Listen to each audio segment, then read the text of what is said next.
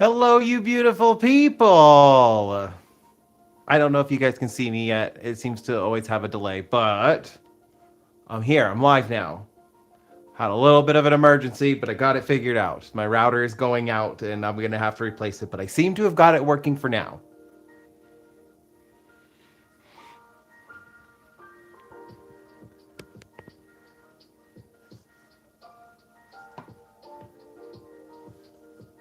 And I think there's somebody in here. I don't know if that's me that's in here or if it's somebody that's in here. I don't know. Okay.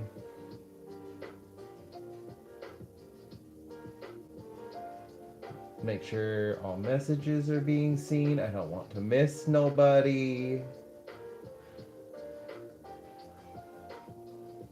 Hello, hello, welcome, welcome, whoever is coming in and joining.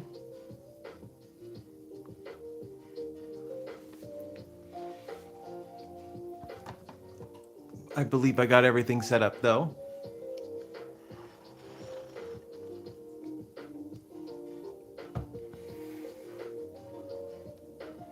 And I can get started on painting. I want to use this brush today.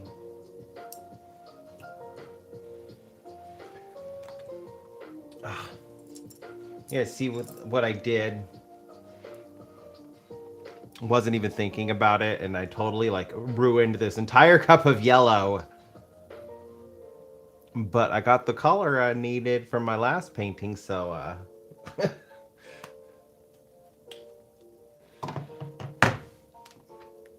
I definitely need to get into the highlights though. And I gotta start like pushing sections of the tree back and forth. So that's gonna be my goal today. Like, these sections need to be behind these sections and this section. So I gotta start adding some more separation.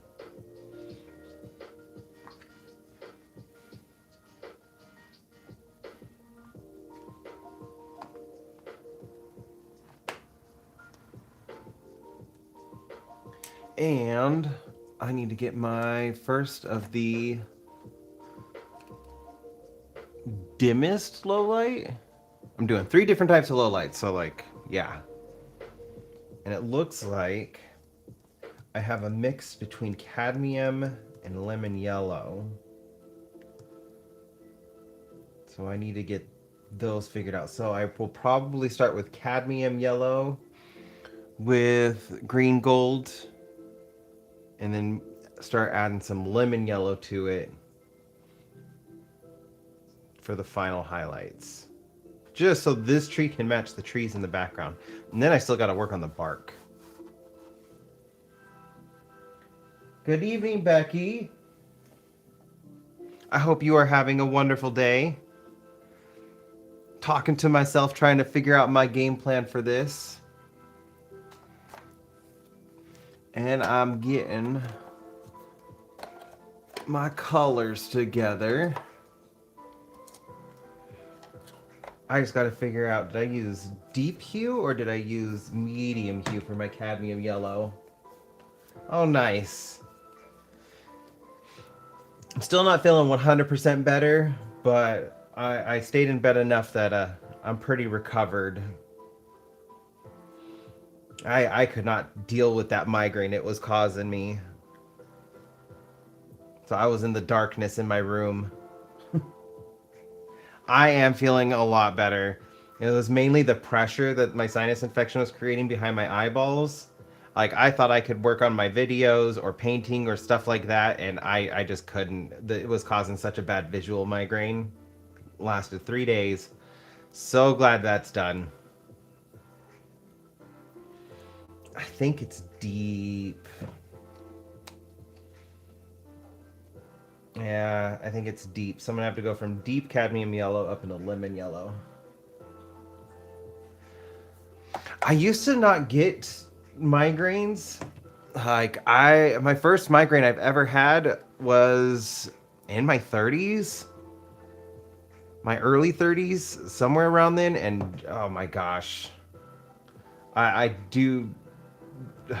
I feel so bad for people who have dealt with them their entire lives. They are absolutely horrendous. You just like it's so hard to function with the migraine. And then sometimes like with the visual migraines, you'll get like weird ribbons of color going through your vision. So like you could see but you can't see at the same time. It's just awful. So I'm really glad that the pressure from my sinus infection has eased up because that's been the biggest lifesaver to get anything done. Like just opening your eyes hurts so much. I got my layout of my house down pretty well after this weekend because I literally was walking around with my eyes closed just because it hurt to keep them open.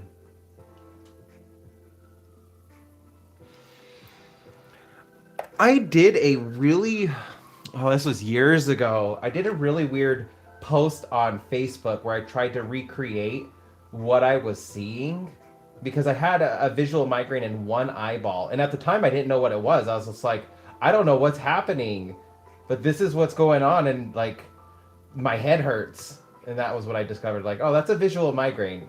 And so maybe I could find that picture again and then recreate it in a painting. Because, yeah, it's really weird.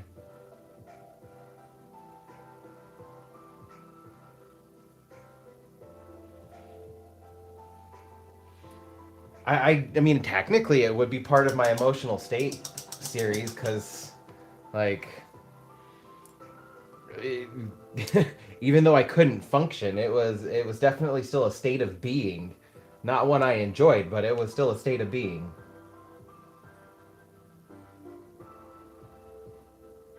I should really start mixing my colors like before I start my lives because I'm not even showing you what I'm doing. I'm trying to get my yellow together. So I'm taking the little bits of the other green that I used in the leaves and mixing it with gold green and deep cadmium yellow or cadmium yellow deep hue.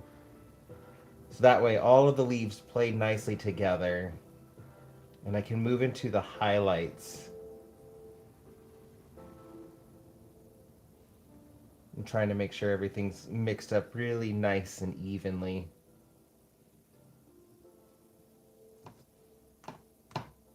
And now I realize why I had it down here. It was so I could compare. And it does. It definitely does match.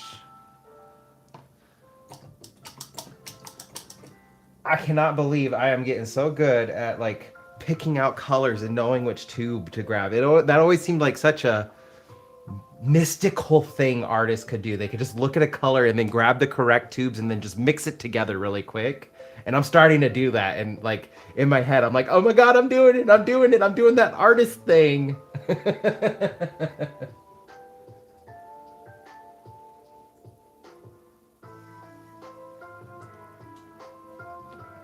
Why did you get really loud all of a sudden?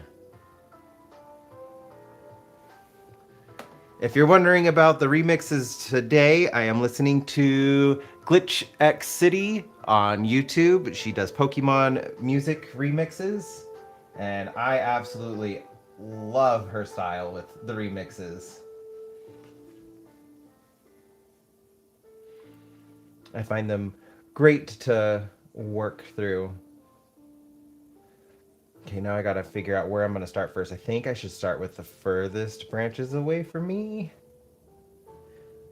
because most of the highlights are gonna be behind other leaves, and I need to keep them in the back. So there's just hints in the background, and it will add better separation between these front and back branches.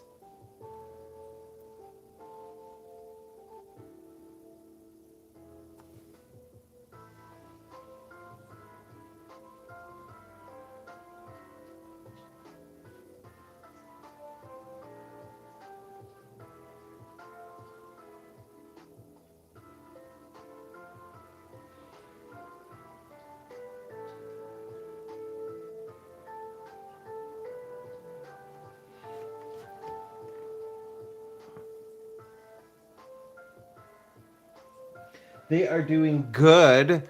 Onyx is in his little like cubby hole. We have a curio cabinet and we removed the shelves from one section. So one section has like a cabinet and then the other section had shelves for like electronics and stuff for like an entertainment center.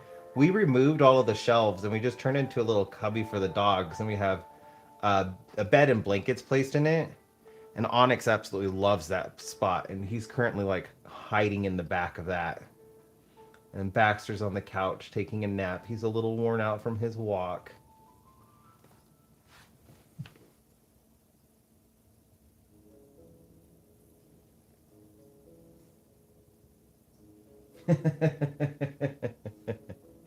Oh, Onyx's nickname is our little monster for a reason. Love him to death, but he can be such a little monster sometimes. That's why we love him.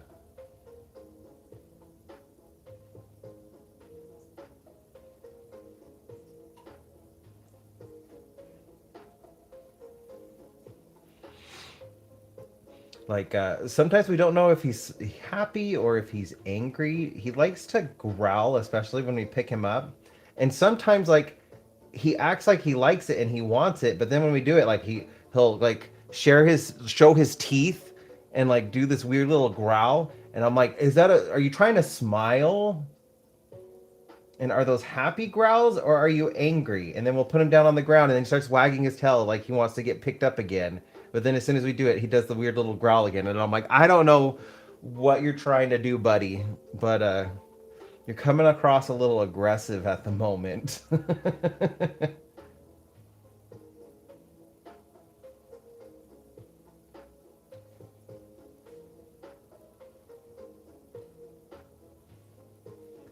Yeah, I'm gonna have to get a video so like I can add it to one of my videos, like picking him up with him showing his teeth where I can't figure out if he's smiling and he's happy or if he's upset with me for picking him up. And then show like I put him down on the ground and then he like wants back up and he's all excited and happy.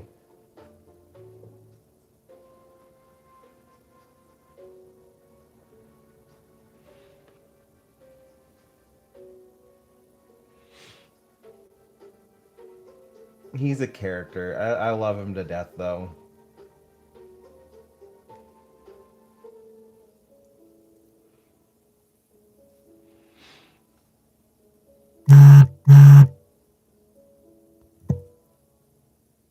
Jiminy Crickets.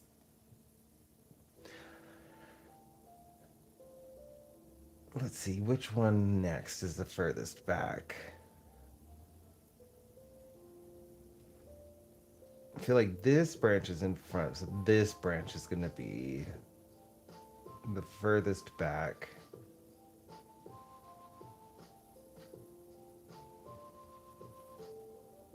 It's going to be like in this area.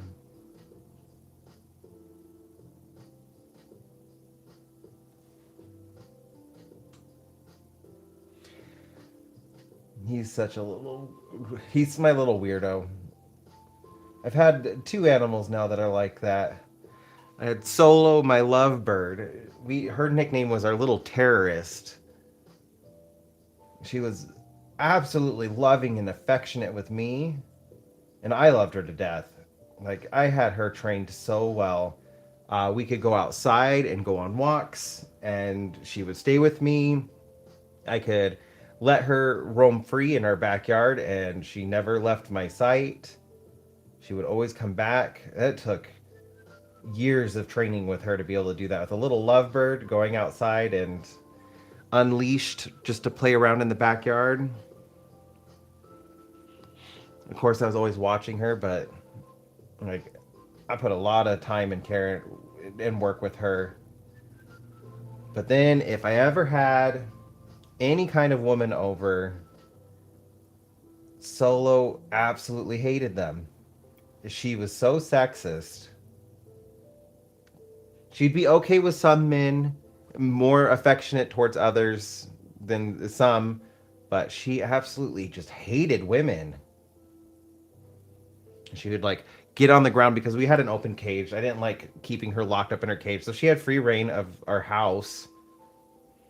And she would like fly onto the ground and then she'd like do her little like walk. And she's like tiny. She's like that big. She'd just like do her little walk on the ground and then she'd like walk over to any of my female friends would come over. She'd do her little walk over and like start biting at their toes. I have to put her in her cage. Like I had to start closing her in her cage when I had friends over. She was just my little terrorist. Yeah, that's what Eric said. Like Solo is the only woman you're allowed to have in your life.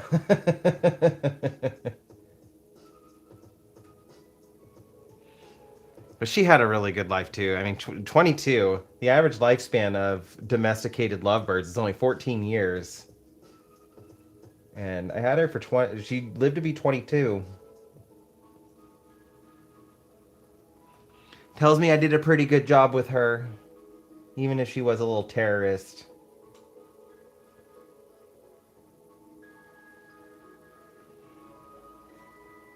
Yeah, they can live up to 30 years, but I got her up to 22, and I didn't have her for like the first half of her life. So she did have some health issues, but I did my best to work with them. She had some liver issues, and she was like she would starve herself then rather than eat any kind of fruit. That took a lot of work to get her to start eating fruit again, which she really needed. Because she was a parrot. The parrots need their fruits. But she was fun. I miss her. I miss her chirps and her whistles the most. Every morning waking up to get my coffee and hear her with her little good morning whistles. Excited to say hello to us.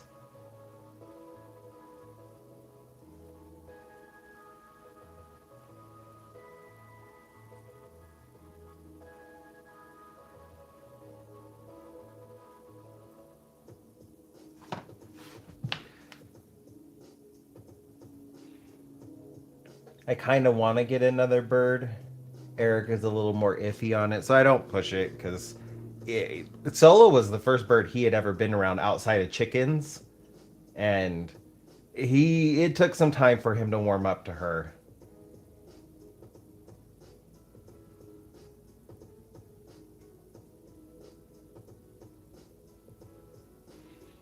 So the idea of getting another bird is still kind of iffy for him.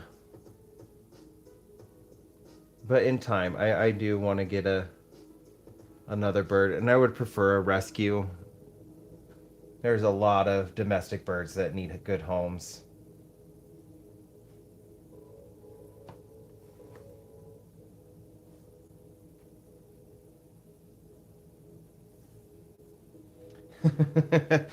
Birds are very fickle. They are very social animals. They are very intelligent, and that can create a lot of problems just because of how intelligent they are. You have to like almost childproof your house for them, and you also have to change a lot of habits. Like there's a lot of oils I just never cooked with, and I still to this day don't because of her. Because cooking oils can kill them. Just heating up the oil can create toxic fumes for them. Same thing with like candles, air fresheners. Like there's so much you have to think about because their respiratory systems are so different from ours that like strong scents and strong chemicals in the air impact them a lot more than they impact us. So like we had to really work with her and change so much of Eric had to change more than me because I had been raised around birds, so there were some things I was already doing that's bird friendly. He had to change a whole lot more because he loved like all the super strong scented candles, and like we couldn't use those anymore. And he also like really strong colognes, and there were so many colognes he just couldn't use anymore. But once you get a bird to open up to you because of how social they are, like it will definitely create a bond, unlike with any other animal just because of how intelligent they are.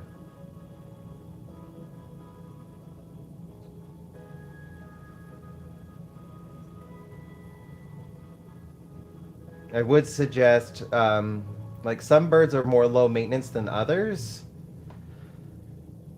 and sometimes it's easier to get birds in pairs than it is to get a single bird. A single bird, like because of how social they are, they need constant attention, and if you can't give them that constant attention, they're going to act out and they will destroy stuff. So sometimes it's easier to get birds in pairs, like lovebirds, budgies, parakeets, finches. Although like some birds like finches, they're not very handle like you can't really handle them. They're not very like hand friendly. Whereas like parrots, like budgies, parakeets, lovebirds, bigger parrots, they're very hand friendly. Like that's something else you got to watch for is make sure like you're getting a bird that's tailored to you. If you don't want to handle the bird at all, then a finch would be a good bird to start with. You would just definitely need to get two finches because they are very social. But if you get like a parrot, they're very hand friendly and you're going to need to handle them and get used to them. And then you also got to learn a lot about like how to monitor their health because birds, they don't show health issues the same way mammals do.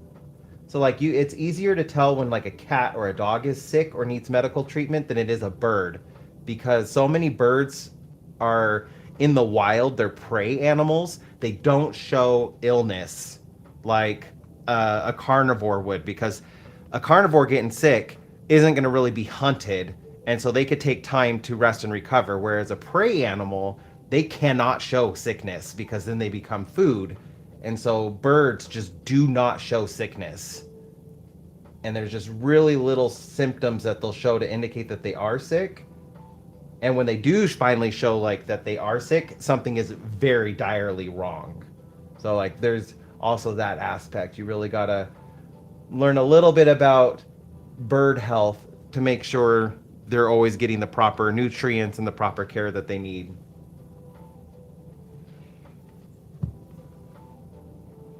And one of the things, like I had to tell my niece, Solo seemed to be okay with children. Like she was okay with my niece, but she wasn't okay with my sister. But my niece Annabelle, like we had to work with her because she would always go to try to hold Solo, but then she would yank her chair, like her hand away from Solo when Solo would go to step on it because it would scare her. I had to explain to her like, for a bird, when you put your finger up to them so for them to walk on, but you yank your finger away, it's the equivalent of pulling a chair out from underneath somebody when they go to sit down.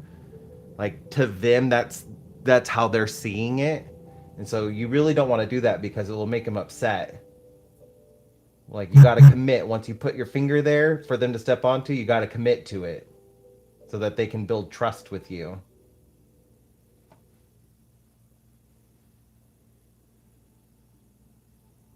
But their relationships that you can have with birds is very rewarding. I have loved every bird I've ever had. I mean, I've loved all my animals I've ever had, but my relationships with birds are very special. I think they're more understanding of our emotions than dogs and cats are.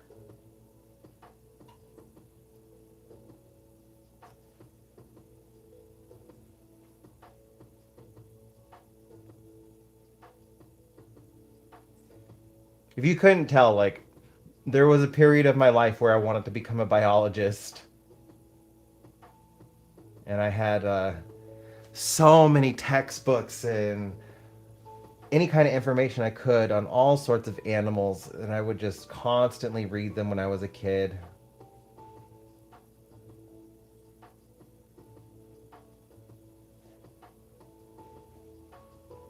I had like this animal encyclopedia growing up, and it had 1,500 entries in it of different animals in the world. And there was a moment in my life where I knew every single animal in that book, like inside and out for all the information it provided. I definitely could not recite all that information now, but there was a period in my life where like I had that entire book memorized.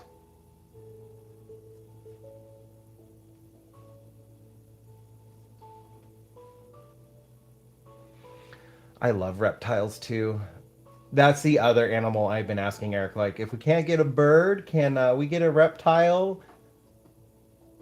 I don't know if I want a turtle or a tortoise. We would need a house for a tortoise, just for the yard. But I could do a turtle enclosure. But I kind of want a lizard. They're like little dragons.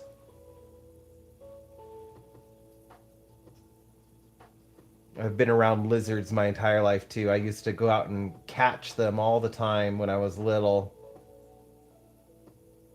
Until one of the vets I had seen when I was a teenager, we had taken our dog Brutus to him, and I was talking to him about the lizards I catch. And the vet told me, like, oh, you probably shouldn't catch lizards if you love them. And I was like, why not? I always release them. And he's like, well, that doesn't necessarily matter. You just catching a lizard probably terrifies it so much that it's had a heart attack, and it's not going to live much longer after you releasing it because of that. And so, like, I kind of stopped catching lizards after my vet told me that. Oh yeah, we have a lot of different types of lizards out here in the desert. Uh, like we have the western fence lizard is probably the most common one people will see in their yards and on their fences, but we have tons. Vegas, I'm a little like one of the things I miss from Vegas the most is on my hikes. Occasionally, I would see Gila monsters, and I absolutely love Gila monsters. They're like big lizards. They're like this big, over almost 2 feet long, black and orange striped.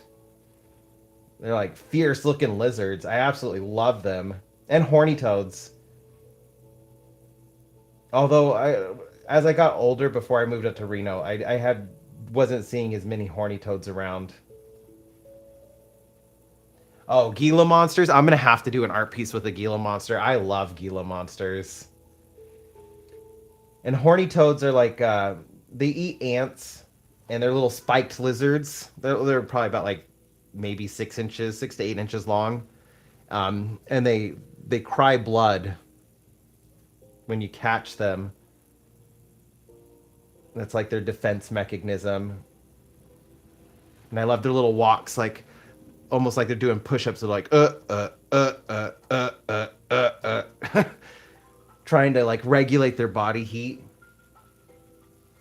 doing their push-ups, or their weird little walks where like these legs would go up, and then these legs would go up, and then these legs would go up, and then these legs would go up.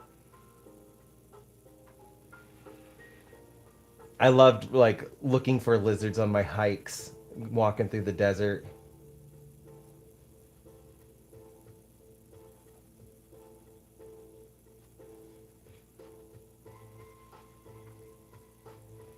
I don't know.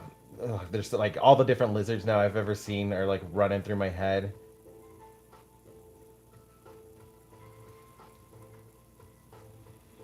Yeah, we're basically like on almost on the opposite side of the world from you guys. Because you're getting ready for bed. It's 1:30 right now for me. 1:30 in the afternoon. I'd actually just finished my lunch before starting my live. And our forests, like, oh my goodness, if I could, like, one day I'm gonna have to do a live stream where I work on some art while I'm out in nature. I'm really, really close to Sequoia National Park, Yosemite, and oh, what's the other one? There's another like major national park we're near. I can't remember their names, but like Yosemite and Sequoia National Park, I definitely need to take you guys to. Hey, hey. Just 1 second. I think we just got a package. Hey, you don't need to bark at the mailman. Hey, stay. Thank you, you too.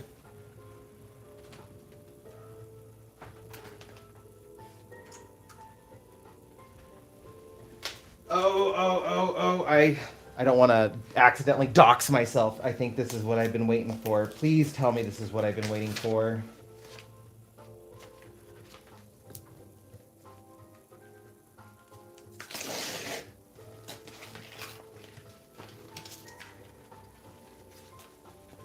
Oh, it is. Oh, thank freaking goodness.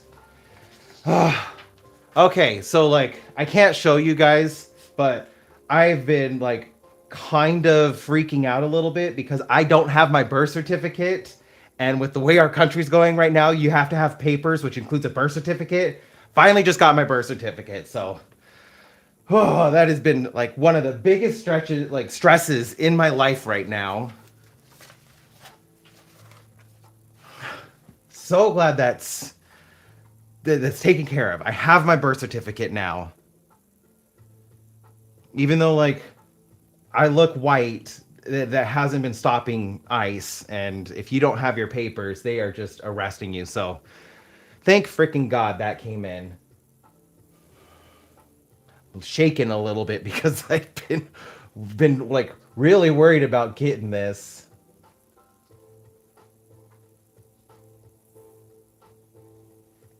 So, anyways, where was I? Oh, Sequoia National Park in Yosemite.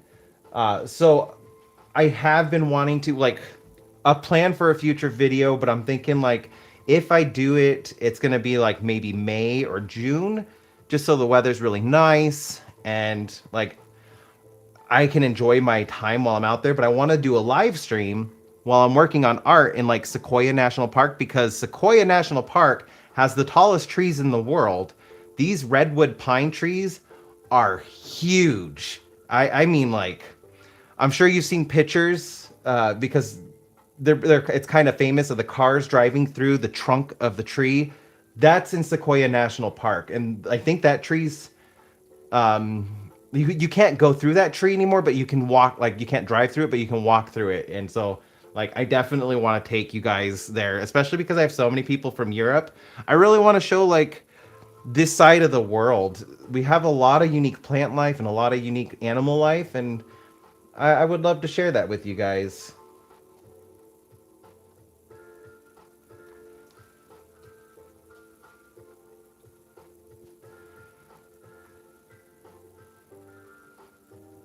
I mean, I don't know how much justice a live stream would be able to do for it, but it is like something I've been considering. Like, I want to get Emma Nesby's her prompt book, which is like all about taking adventures, and that being what I work on while I'm like live streaming in different areas. I think that would be a lot of fun and a cool series to do.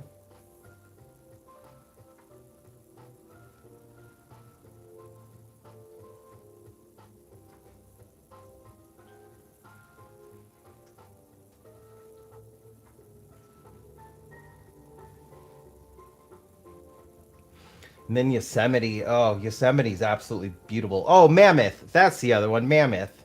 Mammoth is another one.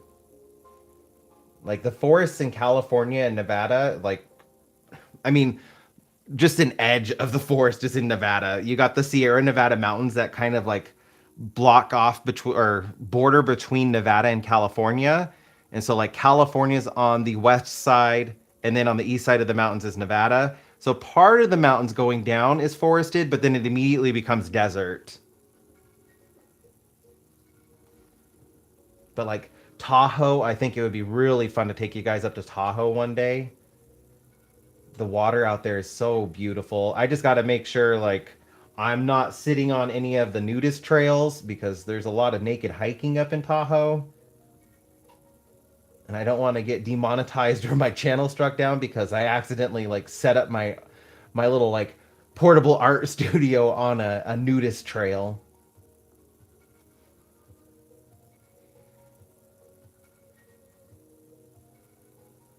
Yeah, I've already stumbled on them a couple of times by accident just because like I am not aware of where the nudist trails are around Tahoe. So like I definitely need to figure out that's gonna be some weird Google searches in my history, but I need to find out where they are so I don't accidentally set up on one.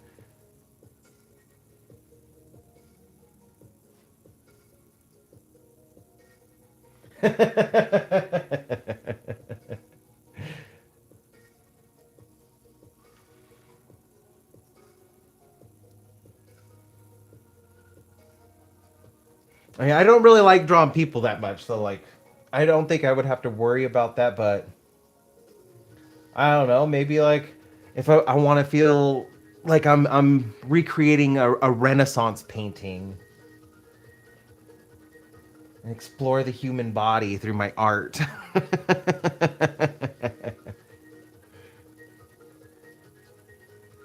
But I definitely need to be aware of those. Don't have to worry about it too much, like in Sequoia National Park or up in Yosemite.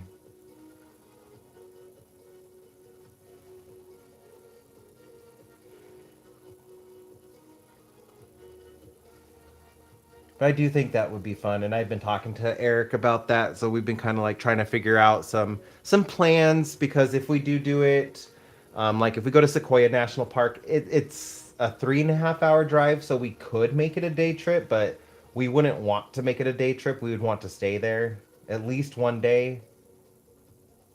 It's been years since I've been to Sequoia. I've been missing it.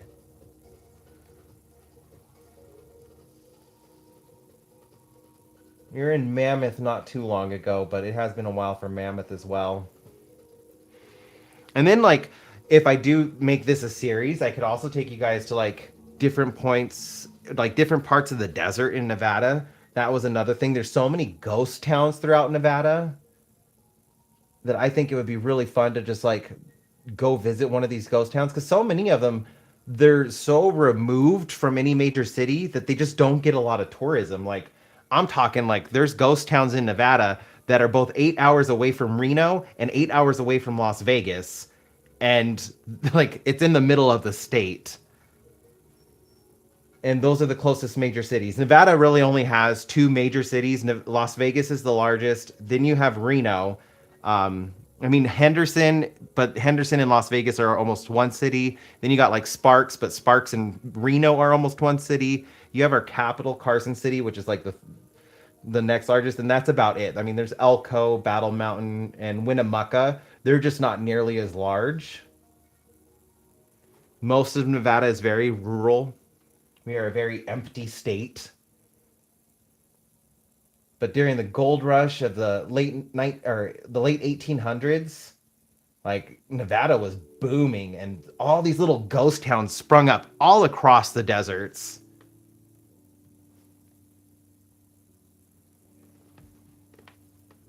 And I think that would be a lot of fun to take you guys to as well. Show you some like old real western Americana ghost towns. Those are a lot of fun to explore. You just got to be careful because so many of them are built around mines that some of the land will look flat, like it looks sturdy that you can walk on it, but in all actuality is it's a mine shaft and they just placed some wood like their railroad ties across the hole and then buried it so you can't really see it, but that wood is degraded, and so if you walk across it you're going to fall right into that mine shaft. So like that is a big concern walking through the deserts here. I've had to when I've gone to different ghost towns and hikes, I've had to like make sure like any marked uh, mine shafts, like where their locations are, get familiar with some landmarks so I know like, oh, if I see this landmark, I'm near one and I need to be careful.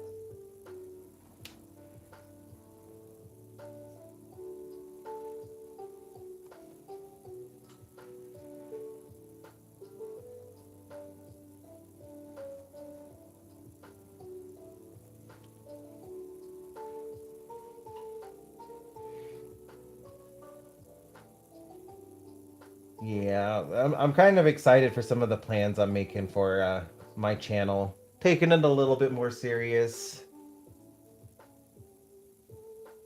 I think I could have some fun with it and not step on anyone's toes. Like that's the big thing is I want to make sure like I'm not taking any other artists like shtick.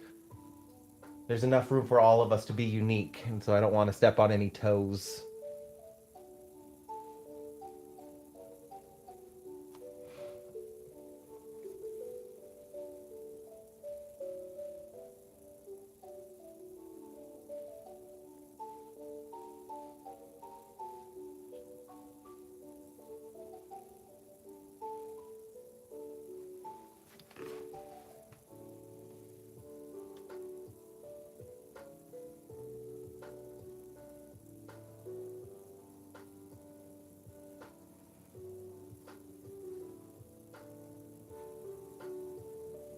That is exciting. Oh my goodness. We don't have any art museums like that. Like the closest one's really, I think San Francisco.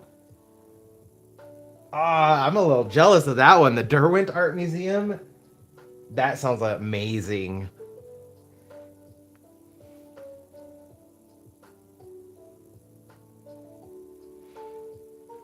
Actually, yeah, I think it is San Francisco. I think Disney has an art museum. He had a house in San Francisco, and so they turned his old house into like a Disney art museum. So I think that's the closest one.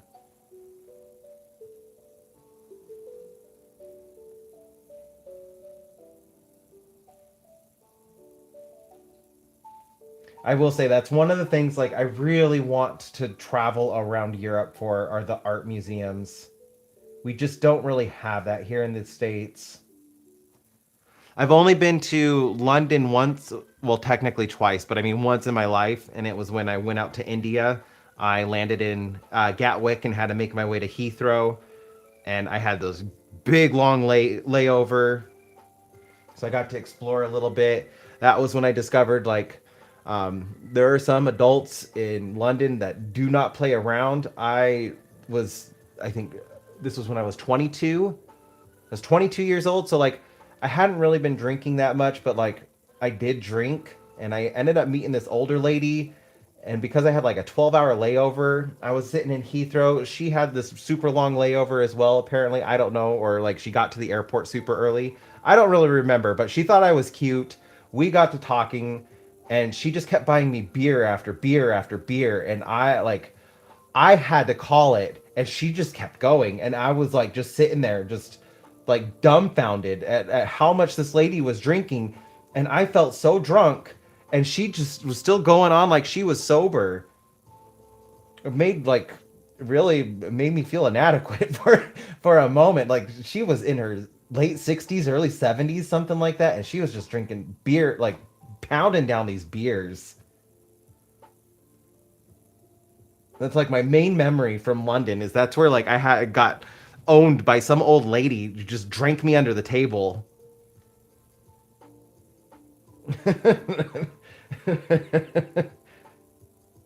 Like I mean I've been to frat parties and stuff here in the States, and I thought I seen people be able to drink like nothing on this old lady. The main memory from London was like that was where I saw some old lady drink the most amount of beer I've ever seen a single person drink in a single setting, and she just seemed sober. I couldn't get over that because like I was dizzy, and I'm like I'm drunk, and you're still going, and you're walking around and playing darts like you're sober. And I like had to call it. I was like, I can't drink anymore. They're not going to let me on the plane. I need to get some food in my stomach now. She was super sweet. Like she bought all my drinks. She even bought me a sandwich. She's just like, you're really cute. Like it's a shame you don't like women, but you're cute, and I'll hang around with you for a little bit.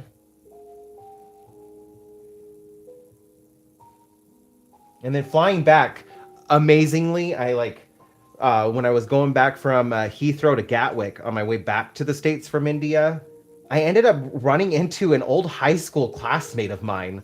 Like that blew my mind. Apparently, she had family out in London, and they were visiting, and I was like, I flew in really late, and my like next flight was 16 hours after I landed. So like I was just exploring the city at night as much as I could. And while I was waiting for the underground to open, like yeah, she spotted me, and she stopped, and she's like, "I cannot believe I'm seeing somebody I know from the States here." And then we ended up hanging out for a little bit, and they took me over to Gatwick. So that was really cool. Like last thing I expected to run into was somebody I went to high school with.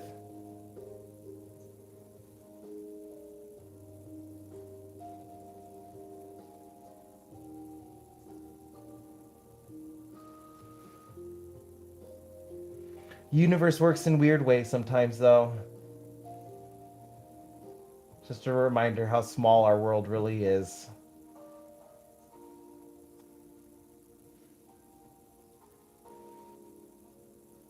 So I will say though, like my experiences in London, have been very pleasant. Everybody was super nice and welcoming of this stupid American boy who had absolutely no idea how to navigate how to navigate the city at all. And when I got my ticket, I'm thinking like, oh, it's just like a transfer. And I was thinking like, we had two airports in Las Vegas, but they're pretty close to each other. And I'm thinking the same thing about Gatwick and Heathrow. And I'm like, oh, it won't be that bad. And no, it was, they were nowhere near each other.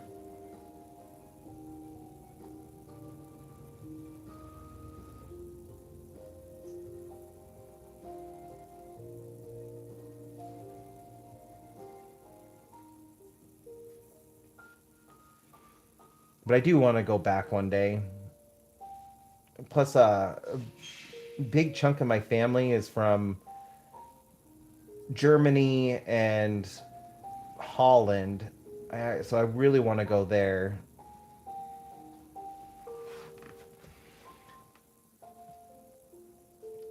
Just see some like family roots.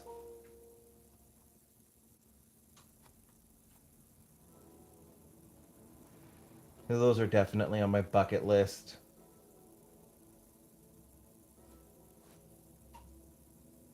No worries, Becky.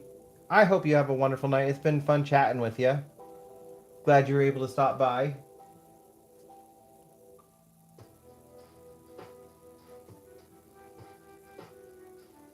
I hope you have a wonderful night, and I'm going to be working on my videos after this so I can get them up.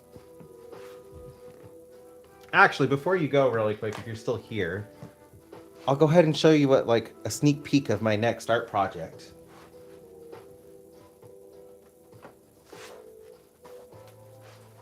I know you probably have seen bits and pieces of it. This is where I'm at now. I just got all of this stuff done, and it is really heavily inspired by the ghost towns that I've been through here in Nevada. Got a whole bunch of like small shadowing done in the plants because it was looking off and weird to me. So I got that done, and I'm really liking how that came out. How's it going, Illustrated?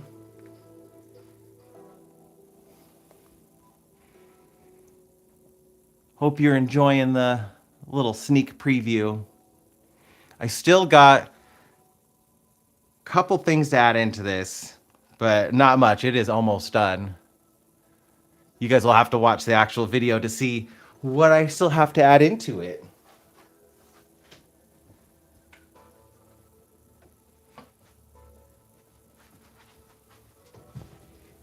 And then I'll need your guys' help working on it because that entire sketchbook is basically going to be a collaboration with my audience. It's going to be a prompt art book, but you guys make the prompts. And I'm really excited about that.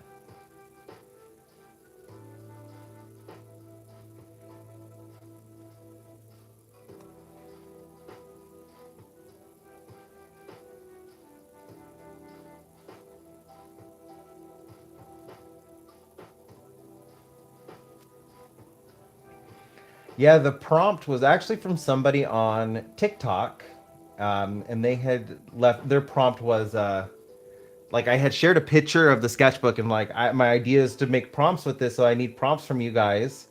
And one of my TikTok followers put on there a town or a city in ruin, and so of course, like my brain immediately went to all the ghost towns and just crumbling buildings you can find in the desert. Like so many towns were booming in the 1800s and 1900s, and then no one lives there now. They're just gone except for one or two buildings, just little bits and pieces of the buildings left standing.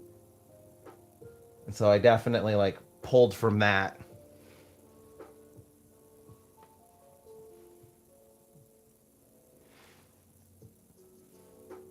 But I have to add like a fun element to it, so that's what I'm working on next. And I think it would be a lot of fun just to like see what ideas people throw at me, like what they think I could create with their prompts, and then turn it into an art book. I think it'd be a great way to like just celebrate my audience through my art.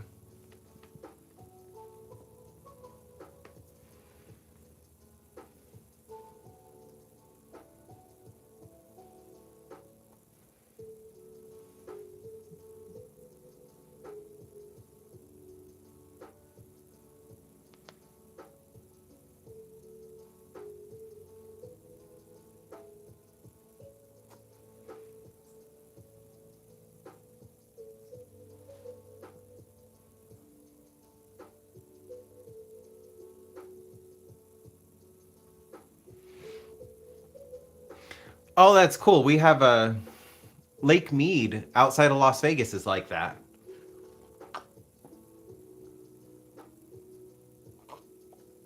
There was an old Mormon settlement on the Colorado River, and then when they built the Hoover Dam, it actually flooded that Mormon settlement. And so, like, if you scuba dive in Lake Mead, you can actually go down and see the town underneath the water. Although I heard right now that the lake level is so low that the chapel, the steeple to the chapel, is sticking above the water now.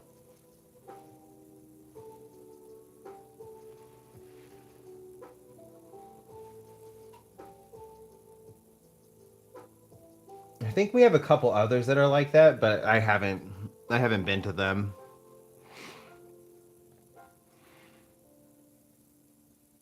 We don't have very many lakes in Nevada. Now that I'm thinking about it, we have some, but we do not have very many. Yeah, it would be really cool to explore that. My favorite ghost town though is Ruth. Is it Ruth? I think it's Ruth. It's right outside of Ely, Nevada. And there was a little town like outside of Ely.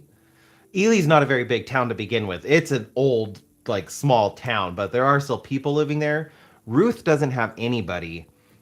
If it is Ruth, I don't remember if that's its name. It's between Ely and a place called Garnet Hill where you can like hunt for gemstones in the ground. Like you don't even have to like mine or dig them up. They're just all over the place.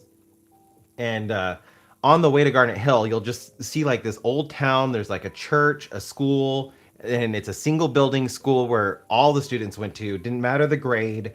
Some houses, and you just drive through it and it's gone. Like it's that small. But this city or this town inspired Stephen King's Desperation. So across the freeway and the railroad tracks from the town, so like you have this town, you have the highway, you have railroad tracks, and then you have a mine. Back in the early 1900s, there were like 100 Chinese workers working on the mines outside of this town, and they were all underground, and it was at night when they were doing it. But there was a mine collapse, and all of the Chinese workers unfortunately passed away. But when that mine collapsed, it also released a whole bunch of natural gas. And because the mine sat up a little bit higher than the town, when the mine collapsed and all that gas escaped, it just went down into the town and literally killed everybody in town in one night. And so, like, all the Chinese miners died, and then everybody in town died. And it inspired Stephen King's book, Desperation.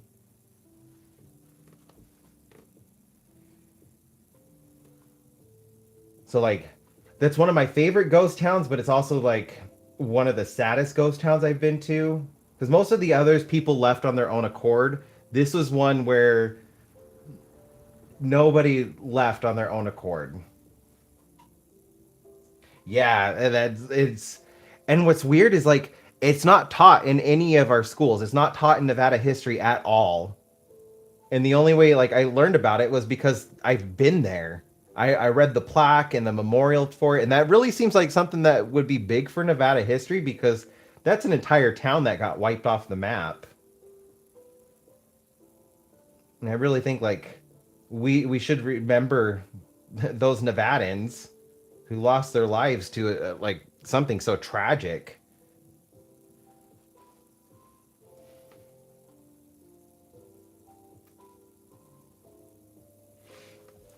That's my guess because like, well, yeah, the town like also died. I think the main thing was that most of them were of Asian descent, and so it's just not taught, which is really sad and unfortunate because their history deserves to be taught too. Like Nevada would not be the way Nevada is today without all of the work from those Chinese miners. The railroad that has gone through Nevada, all of the silver and gold pulled out of the ground.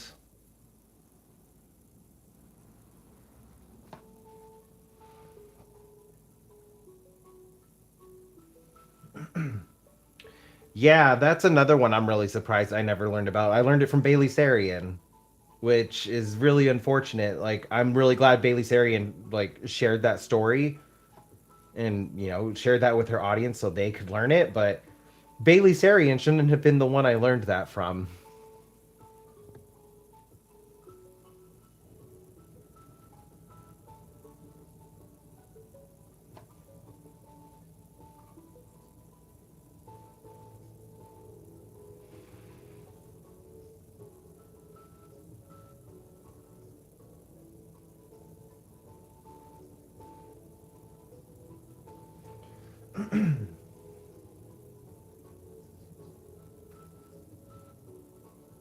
But at least going out to Ely, like the people there, they still honor the town and they share its history.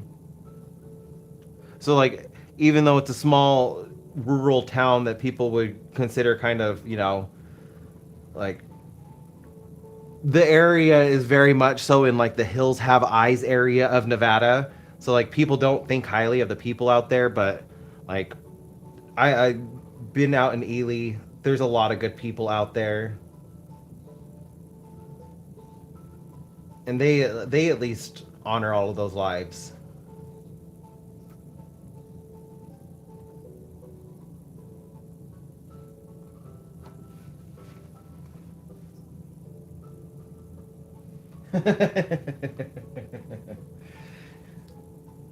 Right.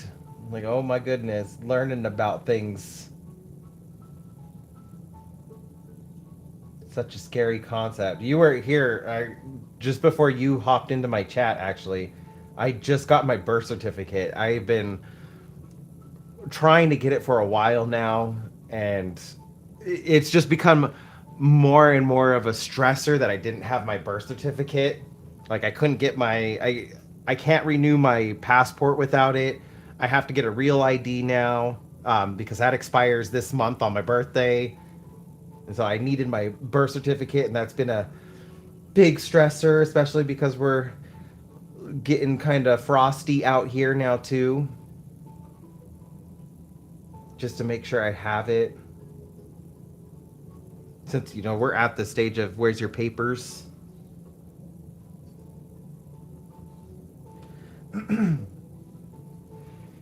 No, liberal is synonymous with empathy now,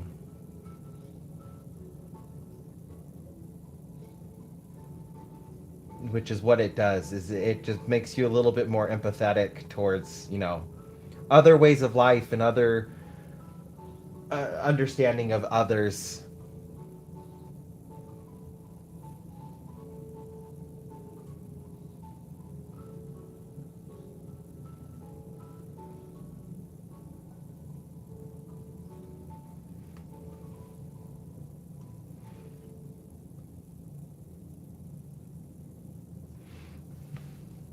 I'm definitely liking how it's brightening the tree up, and I can see like it's starting to feel like it's matching the trees in the background a little bit more.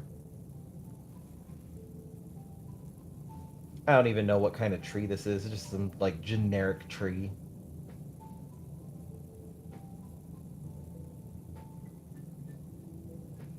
But even if it is a generic tree, I want it to look nice.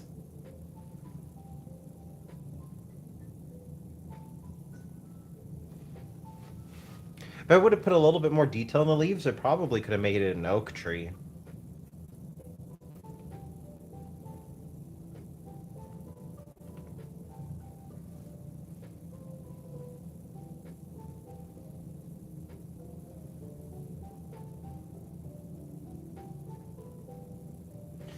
Ooh, yeah, no, I would absolutely avoid going to the courthouse right now. If he doesn't need to go to the courthouse, don't. I had friends in Las Vegas who were watching people get picked up at the courthouse who were going there for their court dates for their green card, like following the process legally and then getting picked up. So, yeah, I would absolutely avoid it at all costs.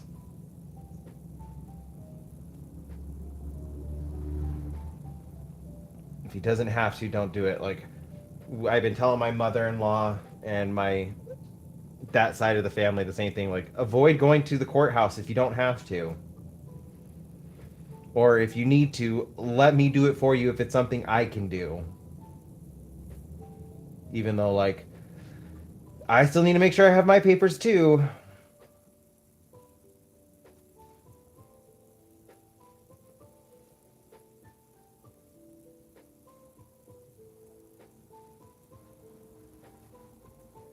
Just because like what's going on right now has reminded me a lot like when I was a kid. I always assumed I was just a white man. I've always presented as a white man. I will always present as a white man. But uh, we had genealogy done. I didn't, but my family did, so I technically did as well. And we found out that um, my mom's side of the family is half German, half Japanese. And it made a lot of sense for a lot of the bullying I used to get when I was a kid. Like, I would have kids making fun of me. Open your eyes, David. Open your eyes. And I never understood why. But it's because I have my grandpa's eyes. He was Japanese, and we just never realized it, but made a lot more sense once we had the genealogy done. And so like if there were kids that realized that when I was growing up, there's probably going to be adults out there who assumes that I'm not fully white. And so I just need to make sure I have my papers, my birth certificate, need to get my real ID.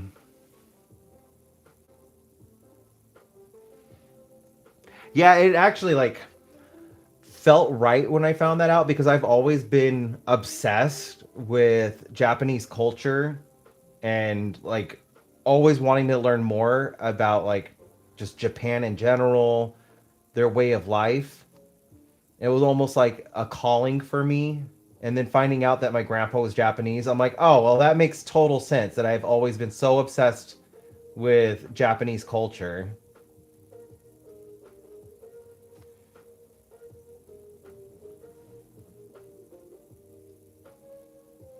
It's like in my DNA, it was calling me, letting me know, like, this is part of who you are.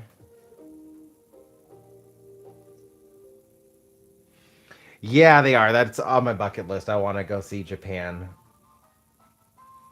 If I'll be allowed to. There's a lot of freaking YouTubers and streamers ruining that for a lot of Americans going over there and just being terrible people.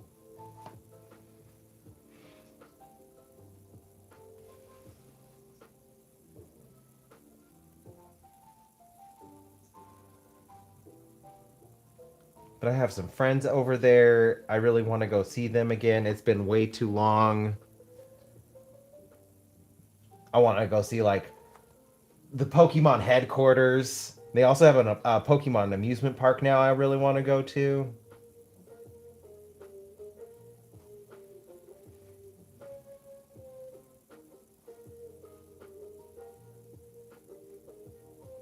Um, so there are programs where I think I can actually apply for citizenship based off of um, the fact that my grandpa was Japanese.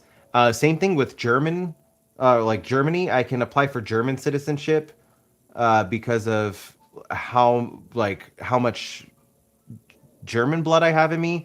What is like what is it? Ancestry citizenship. A lot of countries are doing ancestry citizenship now, and so like I can apply for citizenship just based off of the fact that my ancestors are from there. I think the coolest one would be if I could get a letter that my great grandma got. She was apparently like close enough to the royal line that she could be considered for succession. And I want to, is it, I don't remember which one. We're, we're Dutch, so I think it may have been the Dutch royal bloodline. Now I could be just like talking out my butt right now because of my grandparents, but I'm based off of what they told me. My great grandma was close enough in the bloodline to royalty that she got an excommunication letter in the 1980s from the royal family, and like I, when I read the letter, I was a child, so there's no way that like I could comprehend what I was reading. But I wish I could kind of see that letter again as an adult and see if like I could use that to like maybe apply for citizenship there because my great grandma was apparently super close to the royal bloodline. In fact, I have a couple cousins with hemophilia, and they were always like, "That's the royal disease. That's how we know we are royal."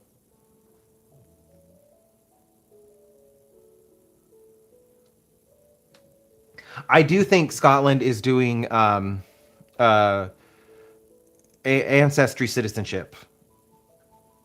There's a lot of European companies offering it to Americans right now for ancestry citizenship.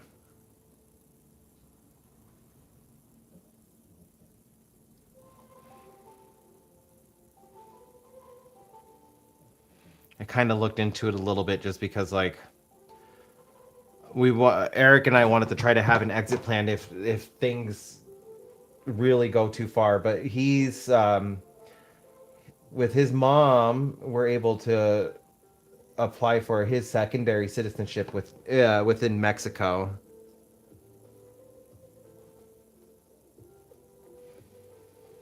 Spouses, from what I are seeing, like they are eligible as long as like you're married, and I think it's like neither of you have been convicted of anything. I need to like get back into that a little bit more. I was looking into it, and then like I realized I need to get my passport first and I need to get my real ID, but I needed my birth certificate and I've been fighting with that. So now that I have my birth certificate, I can start concentrating on some other things. Getting my passport renewed.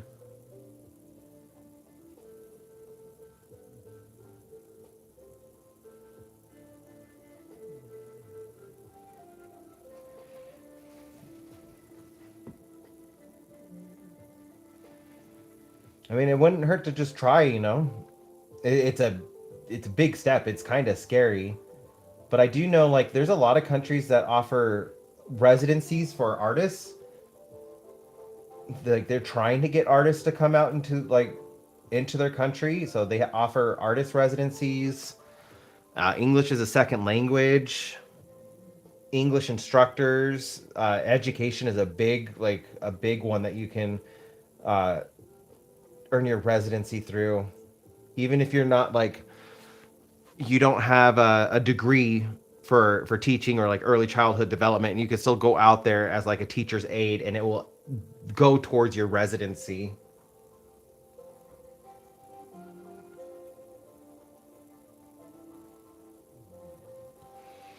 Yeah, that's my next step. Is my passport too.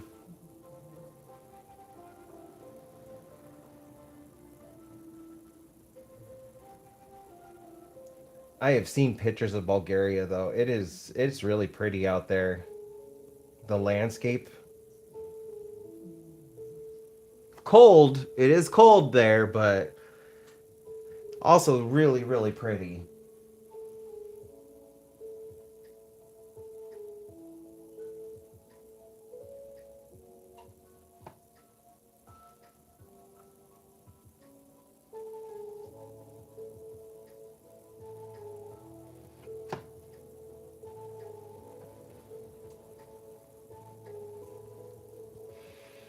There'd be so much to explore and see out there.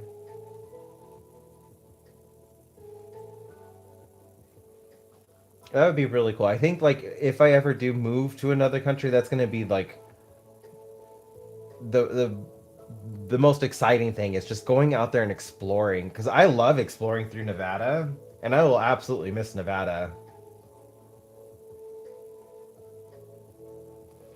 But just exploring a whole other country,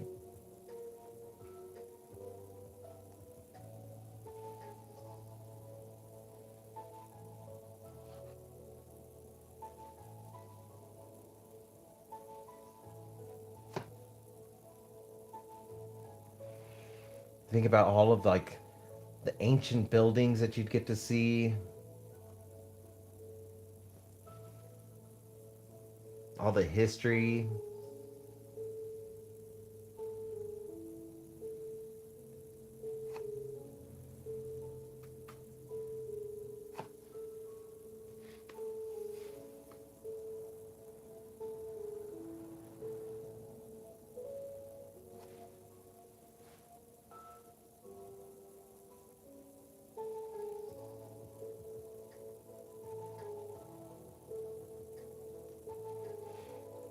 That would be so cool.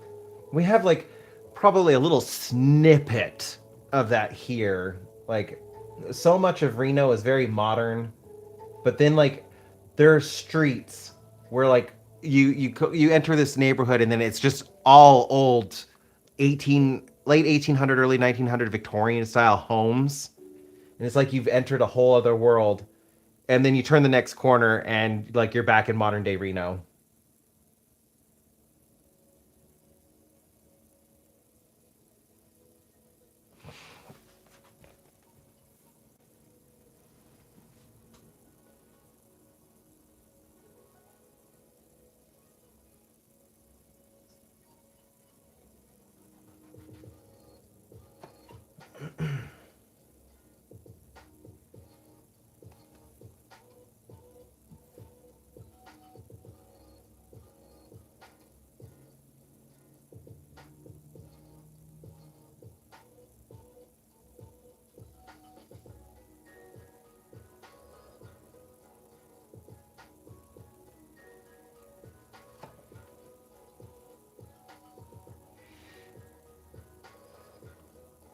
Definitely wish I could travel more.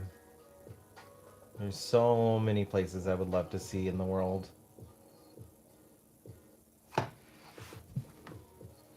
Iceland is another one that's on my bucket list. To Iceland when I was younger to move to because they offer a artist residency out there, and I think it's like a 4 year residency for artists. It's a little cutthroat to get approved for. At least like last time I looked, that was years ago though.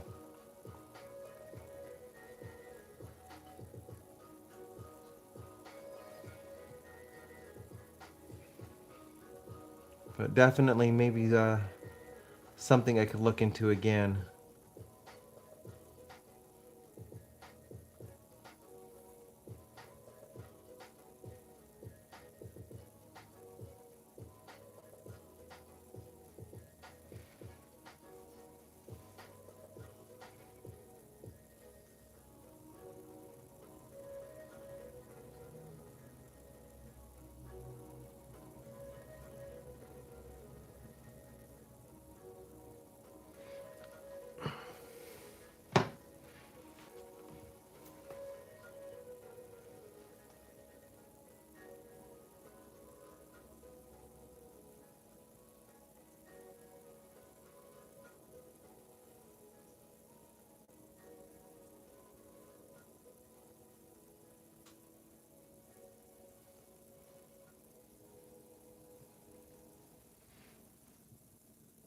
No, no. Making the leap bigger than I wanted to.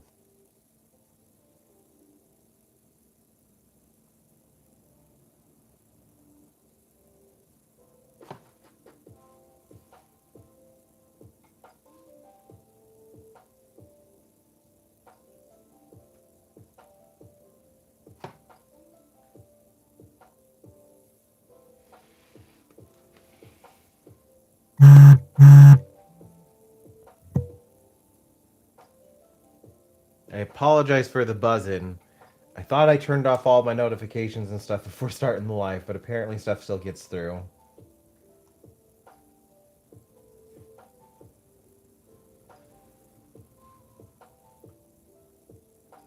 I'm definitely gonna just need to get an actual camera to use just for streaming. It's not my phone.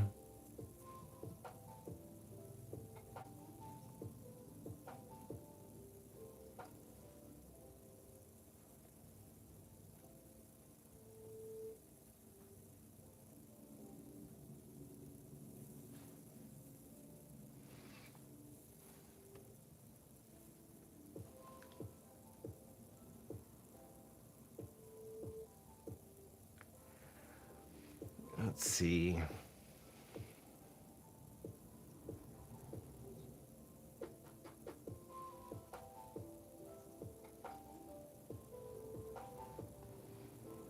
I want to make sure there's still like dark areas and then brighter areas just to kind of like make the tree feel like it's going front to back, not just left to right as well.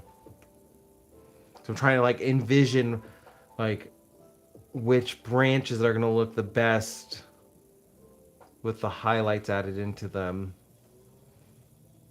I can definitely use some more over here.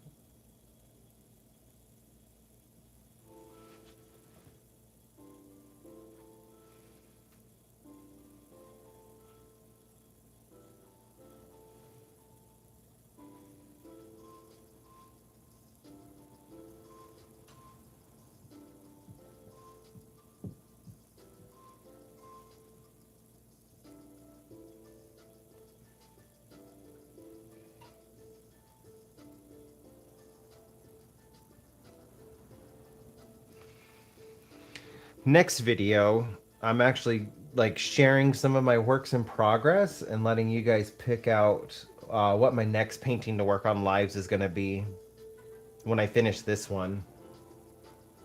Because I have so many.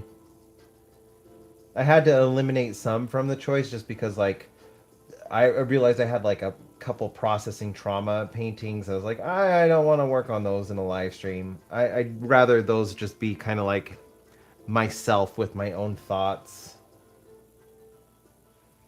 I think I also left out some of my emotional state paintings that I started and just haven't finished. Most of them are like this, where they're landscapes.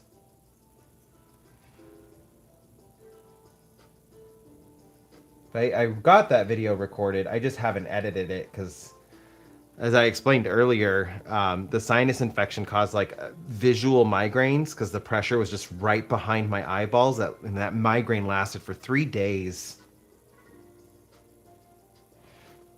Now that the pressure's kind of relieved itself, I can like look at electronics again. So I can get that video edited and put up.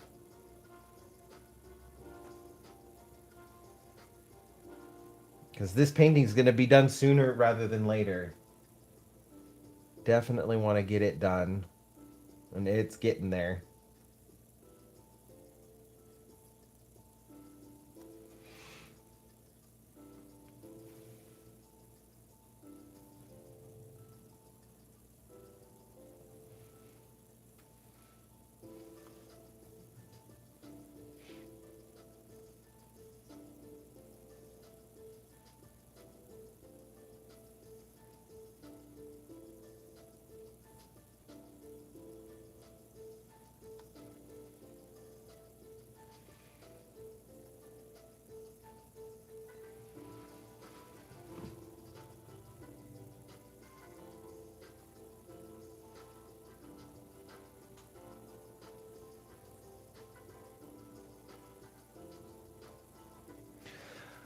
We have the freezer eye patch, like the mask, and it's for migraines and stuff like that.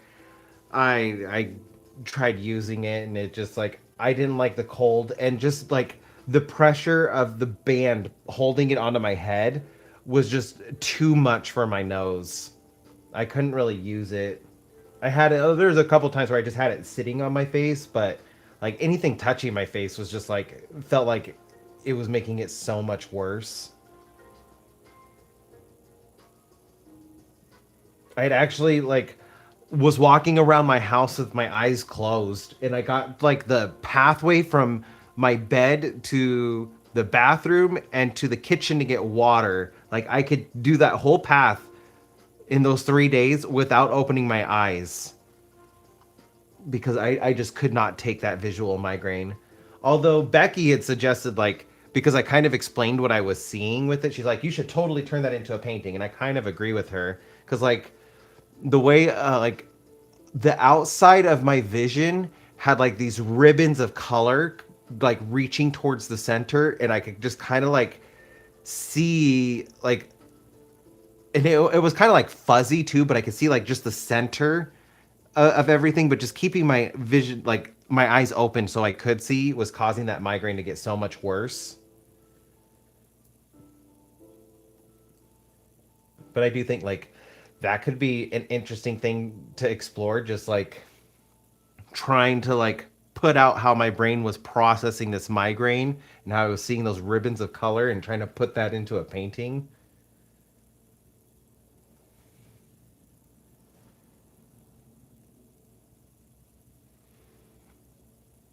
Like the coldness did feel nice, especially because like my sinuses were swollen. That's what was causing the migraine.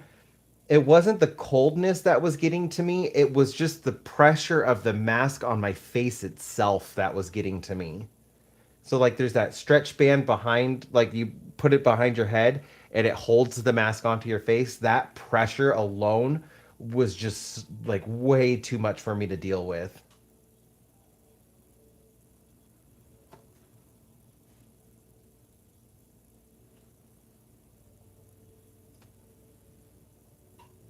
I did a Facebook post where I kind of like edited a picture together just to kind of like show what I was seeing. I don't think I actually like have it on me. I'd have to go through my Facebook, which I've uninstalled on everything. I really do not use Facebook anymore. I wish I could delete my account, but it's hooked up to my Instagram, and it's hooked up in a way where like I can't delete it now unless I delete everything. And I do still use my Instagram, and that's where most of my commissions have come from, so I can't exactly just delete Instagram at the moment. So I just do not go on to Facebook anymore. It makes me angry. It's like Twitter now. So I just avoid it. But it's somewhere on there, so I could log in and pull it off. Just kind of like share like this was the photoshopped photo I made to kind of like show what I was seeing. And I could, as I say, stated earlier with it, I could totally turn it into an emotional state painting because like it is an emotional state. You're very like overwhelmed, crabby, grumpy. It is a you're feeling in a range of emotions when you're dealing with a migraine. So between the AI and everything else, like yeah, I just done with Facebook. And I thought it was going to be so much harder than it actually was. As soon as I deleted the app, I like lost the notion to check it. It was like just seeing the app on my home screen, the little F is what was triggering me to check it. But once I deleted it, like the urge to check it disappeared.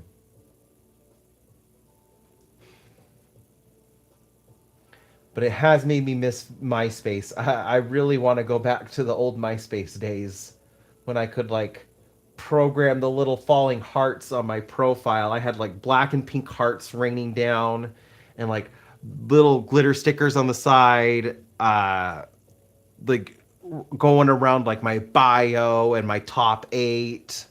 And I was always just like, this person pissed me off. They're going to go down on my top eight. And then getting a message from one of my friends like, I saw you move me from number 3 to number 7. What's going on? Are you mad at me?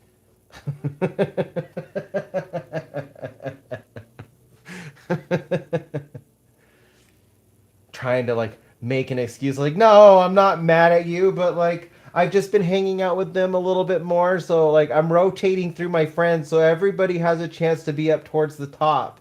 And they'd be like, well, this person's been your number one for months. Why aren't you rotating them out? Ah, the drama that was created on MySpace.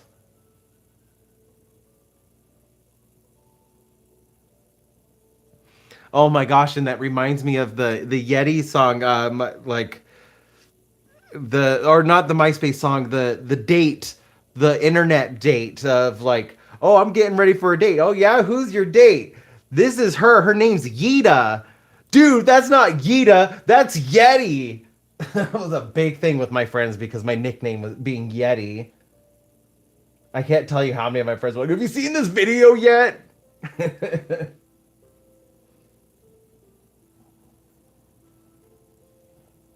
It was like, yeah, it was the most important thing in our lives at the moment.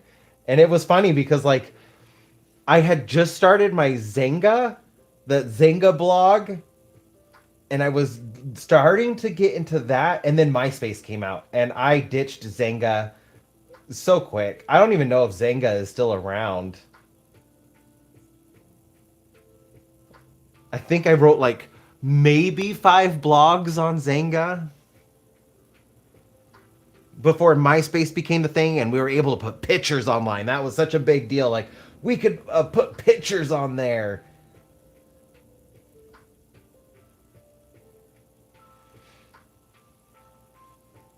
And Tom being everybody's friend.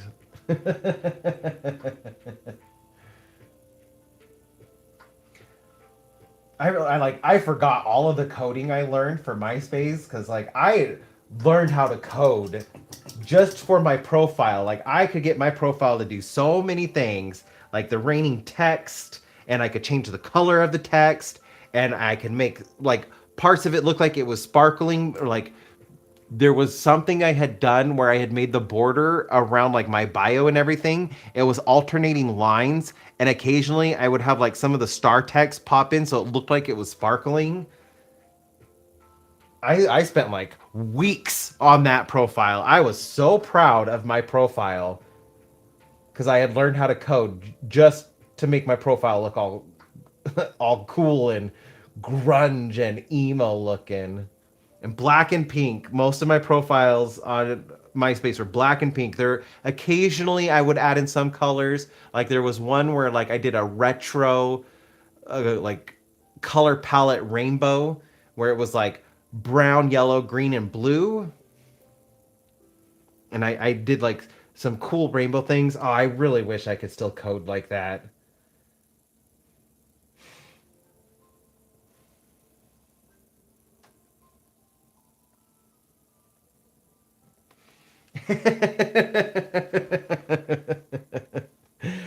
Yeah, nobody knew I had a Zynga, and I wasn't out of the closet yet when I was writing my Zynga. Um, I had just turned 18. Well, I think it was like it would have been June, so like March, April, May, June, 4 months after I had turned 18. I was done with high school. I was living with my first roommate, and I made a Zynga, and nobody knew I had the Zynga yet. And I was writing like all these cryptic blogs, like questioning my sexuality and like about boys I had crushes on, and like what would my life be like if I was brave enough to tell them. Yeah, it was my Zynga was very like hidden. I didn't tell very many people about my Zynga.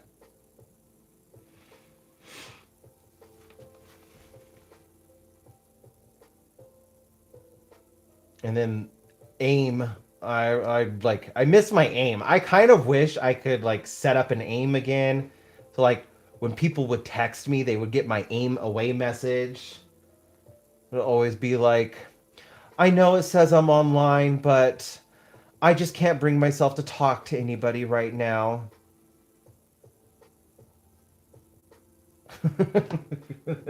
Like such moody away messages. as if like nobody else was also on dial up and knew like, well, like you got online with a purpose, so like we know you're there even with your away message set up. Like you had to dial on to get online, so we know you're there.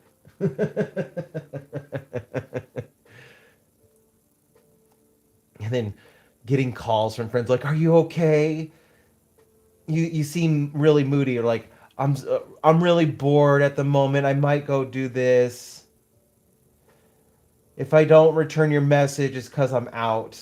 Even though, like, I would have to sign off the computer if I was going to leave so that we'd have our phone line back.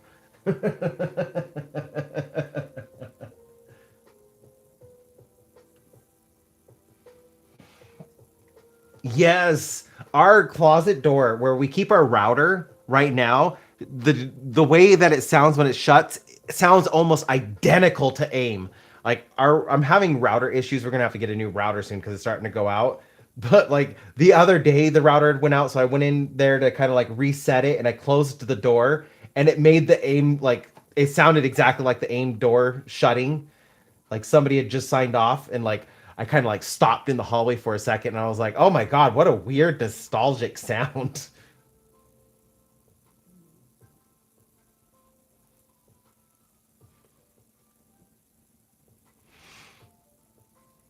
And then I also had like multiple accounts. Like I was such a emo kid. I had like 10 different AIM login like screen names that I would use, and like I told all my friends whichever one I log into just represents my mood. So if you see this one online, it means I'm sad. If you see this one on, I'm angry. Don't message me.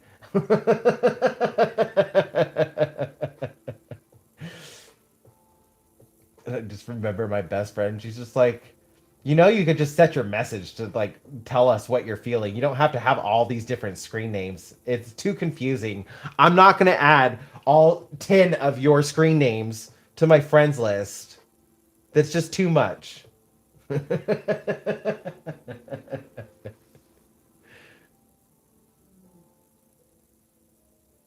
oh, but please, like, just log, like, just friend them. That way, like, I can still see who's on. Because, like, maybe I want to talk. I don't know. She's just like, no, pick one screen name. That's all you need. And they were like all sorts of weird things. All of them revolved around dragons. I was really big into my dragon era. I had so many dragon silk button ups. And if I wasn't wearing my dragon silk button ups, it was my graphic tees. Like my favorite hoodie at the time had a picture of Buddha, and it was just like rub my belly for good luck.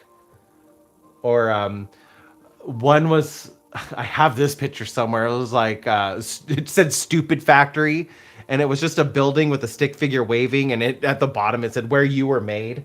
Some of our graphic tees from when I was a teenager were so stupid.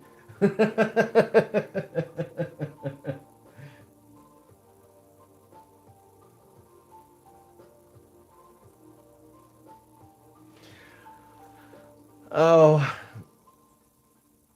I remember those too. What was really funny, one of my friends at the time, she tried playing a prank on me, and like I didn't really go along with it because like I didn't really date anybody in high school because I didn't want people to know who I was. So like I really didn't date very many people. And she tried like thinking it was like, oh, it's because he has a crush on somebody but he can't date her, so like let's mess with him. And she had wrote in shaving cream in our driveway like, I love you, David. And then there was like a love note in the shaving cream, but like my parents like they got me up and they're just like, go look at what's in the driveway, you're gonna go and clean that. And I looked at the driveway and I was just like, I don't even know what that's for. Like it could be for dad, we're both named David. And my dad went out there, and then like I guess there was also a note in the shaving cream that I had totally missed, and it was like this anonymous love letter. And my dad like gave it to me, and I was just like, he's like, no, this is definitely for you, you need to get out there and clean it. Like made me go out there and like scrub the driveway because it had bleached that "I love you, David" in the concrete. And my parents, like, they made me go out there and scrub it up for hours to try to make it go away. And I could not get the "I love you, David" to go away. It was there for years because the shaving cream had bleached the sidewalk. I did find out who it was later on, and the reason that they did it was because they thought I had done something that I didn't do. Um, Someone had gotten one of the girls in our class. She had facial hair. Like she did her best to take care of it, like to what she was comfortable with. But somebody for her birthday had gotten a shaving kit, and they had wrapped it up and put it in her locker. And somebody had told her that I had done it, and so like she was playing this prank on me to get me back for that. I didn't do it. I don't know who did it, but she had assumed I did it because we were both in band together. I played bass clarinet, she played bass clarinet. We were the only two bass clarinet players. And so she had just assumed it was me because our lockers were right next to each other. We still kind of occasionally talk every now and then. She's gotten bought some artwork for me, so like we're all good now, but our teenage days, they were definitely something else.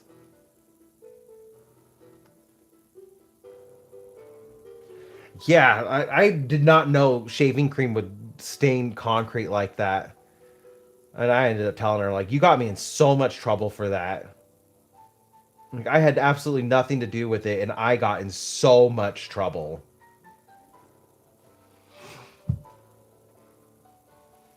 My parents were furious with that, and like, just coming back, and every day they'd come back and they would just see, "I love you, David," still in the concrete.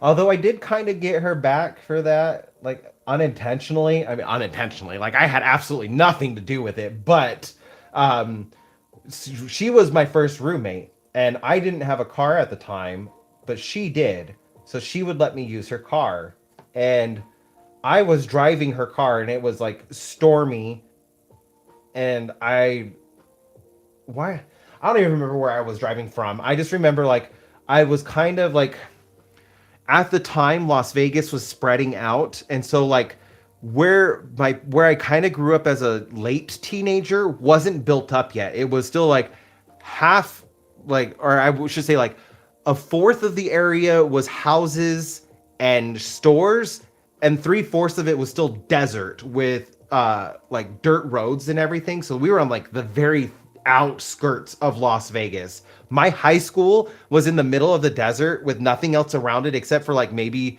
one or two homes that people had built up by themselves. And then there was our school.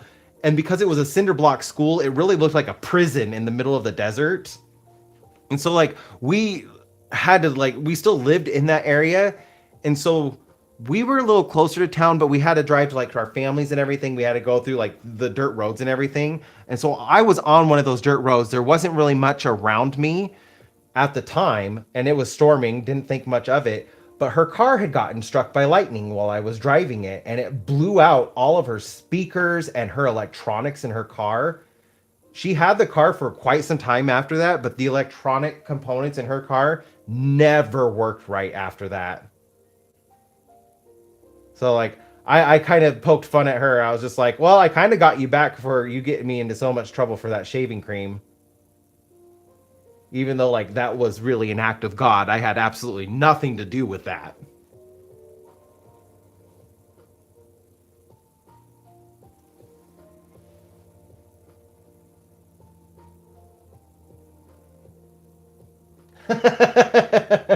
I wish it would have rained the day with the shaving cream. I would like that would have saved me from so much trouble.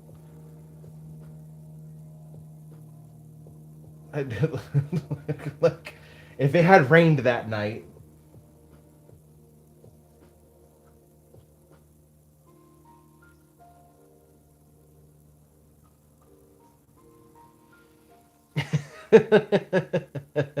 Like that was really like the best thing that you could do was just be unfazed by it.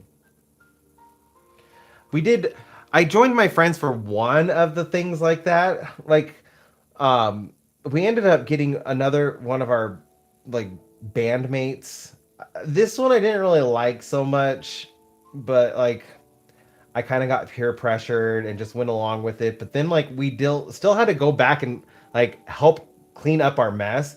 We went to one of our friends' houses and we tamponed her house, and I like we just got a bunch of tampons, and like I wasn't even the one that had done it. It was just like, even though I wasn't out yet, I was still with all the girls. So like they went and got the tampons, and they were just like dipping them in strawberry jelly, and they were throwing them all over her house. But like they knew it was us because they were home and they just watched us do it. And so like we thought we were slick and got away, and they had called our parents, and like we all had to immediately just go back and we had to go clean up the mess we had made. That was the only one I ever joined for, and I never like went with them again after that cuz I really didn't like it.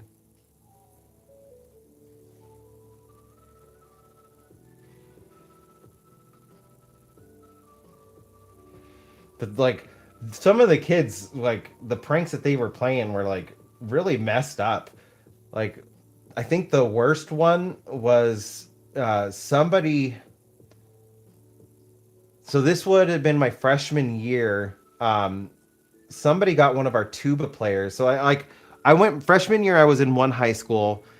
Sophomore, junior, senior year, I went to another high school. So my freshman year, I was at like my first high school.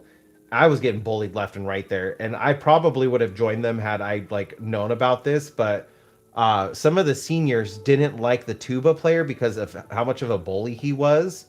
And so during like one of our band camps, they like we had to go the first two weeks before school started. We had to be out there practicing for band, and it was in the middle of the summer, so it was like 115 degrees outside.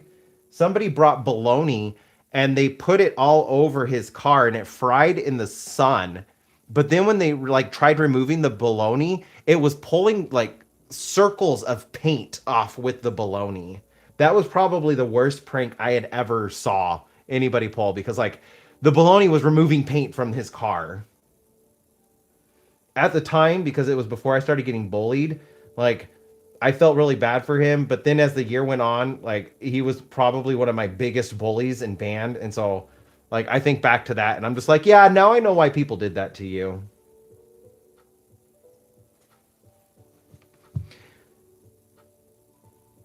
Yeah, like band kids are weird. Band kids are really weird. Like I know I'm weird, but like some of these things are like beyond my weirdness. I also didn't want to clean another house again because I will say like Vegas, all of the houses are made of stucco, and that is such a awful surface to clean because you can't really use like water because you could strip the stucco off. Like you have to use water and a brush, and you have to brush it off, but you can't apply too much pressure because you'll brush the stucco off if you put too much force. But you really need to make sure you're getting in there to clean it all off. So like after that, I never did any kind of pranks again because I did not enjoy cleaning stucco at all. Oh, nice. What instrument did you play? And then you're probably very aware at how weird band kids can be.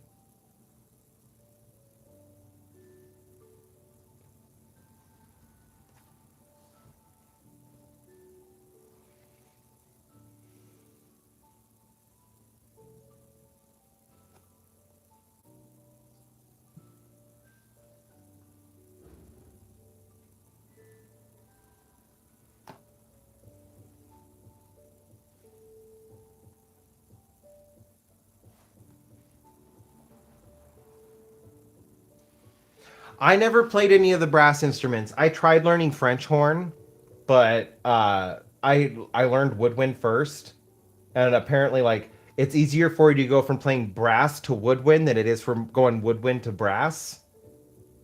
So like I tried French horn for like 2 weeks before I gave up. I stuck with clarinet, bass clarinet, contrabass clarinet, alto saxophone, tenor saxophone.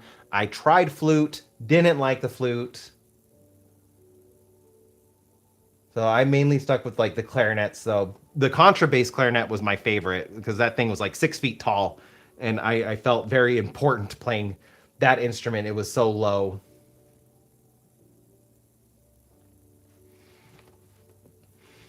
We were like, our band teacher told us like, I know you've all seen that South Park episode with the brown note, and yes, it's a real thing.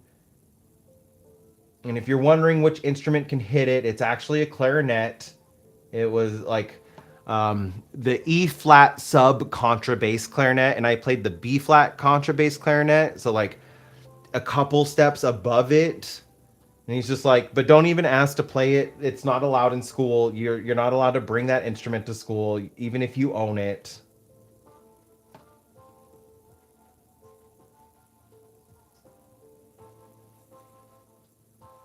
But I did love playing it because like the notes that it would hit were so low that like it would vibrate my chest and my stomach and it would kind of tickle. And I liked the way that felt because it just felt weird. And so like that was my favorite instrument to play. I loved playing the contrabass clarinet.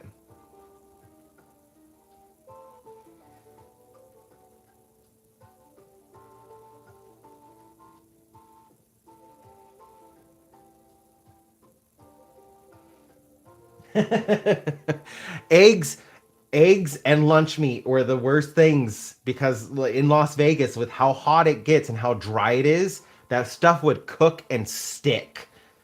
Like those were the worst things to use. Like you really hated somebody if you would use like lunch meat or eggs on somebody.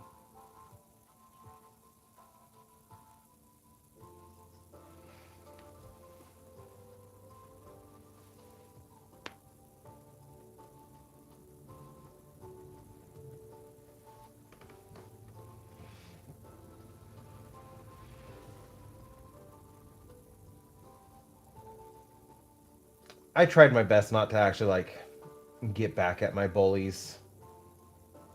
Just avoid them as best I could. But it was hard. They had unique ways of getting me. I think the worst thing I ever got from a bully was on one of my bus rides home, and I don't even know what I ever did to her. Like we had never talked. She just did not like me for whatever reason. We had no classes together. The only thing we had in common is we took the same bus. But she absolutely despised and hated me. And one day when I was taking the bus home, she came up behind me and I don't know what she sprayed on me. She sprayed something. It was probably like alcohol or rubbing alcohol or something. And she lit the back of my head on fire. Luckily, she didn't spray enough alcohol like for it to really like get down through anything. And it kind of like went up in a puff of smoke fairly quickly without burning me. But I struggled to ever take the bus again after that. My middle school was, I think, 8 miles away from where I had lived, and I started walking to and from school. Actually, I got rollerblades and I started rollerblading to and from school, even though like lived quite a ways away from my middle school. And then I ended up transferring schools at the end of that school year.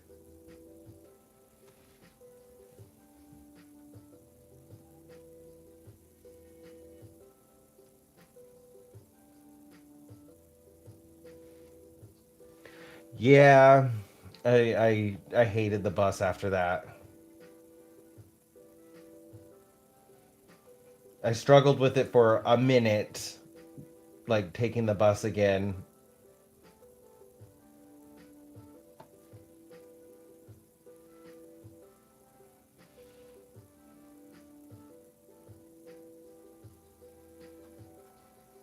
I have heard that from every trombone player I have known, that the trombone is their favorite instrument to play. It's because like you really get to know your instrument really well.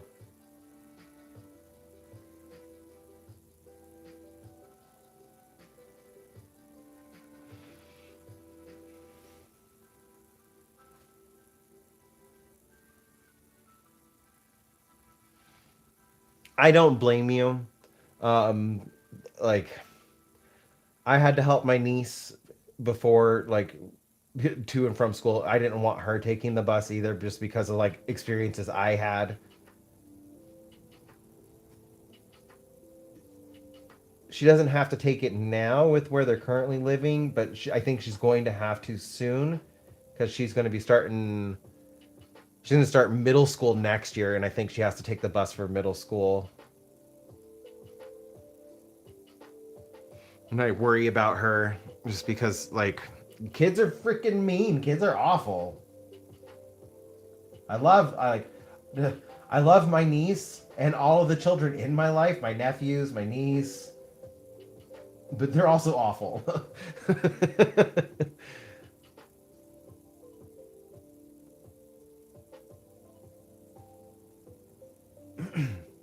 So I really do not blame you for not letting your daughter take the bus because yeah, it, it's it is such a crappy. I mean, sometimes it's okay, sometimes it's not okay. Like once when I was in high school and like I got a really close knit friend group that I took the bus with, that kind of turned out a lot better because like we would watch out for each other. But I still hated taking the bus.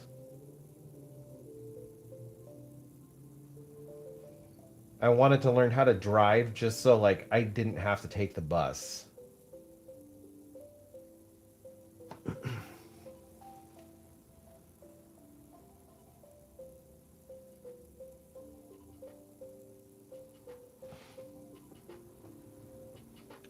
I get what you're saying. Yeah, she was like my sister though. Um, my sister started puberty when she was in third grade, and my niece has been kind of like the same. She's started going through it last year. Like scares me to death because she's gonna be 12 next month, and so like yeah, she's still so young, but she's already gone through puberty, and like I am hyper vigilant whenever I am with her because men are gross, and I am like scared to death of her crossing paths with the wrong man.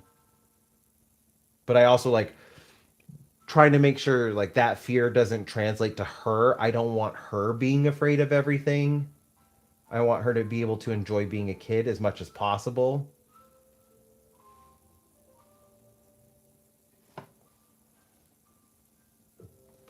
Yeah, she was the first one in her class to hit puberty, and she's 5'7" and 11 years old. 5'7". She's gonna be taller than me, and I'm 6'2". So like she doesn't look as young as she actually is, and that's like my biggest fear with her is because she doesn't look young. She's just so tall. She's already gone through puberty. Well, like I should say, she's still going through it, but like it started for her a while ago.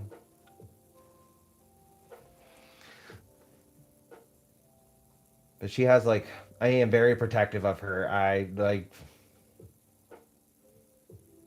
don't want anything bad happening to her. I've been in bad situations. I had my childhood stolen. Like, luckily, hers has gone far better than mine went, and that's all I could really ask for. But I'm very vigilant. Like, whenever I'm with her, like, she is my baby, and I will protect her.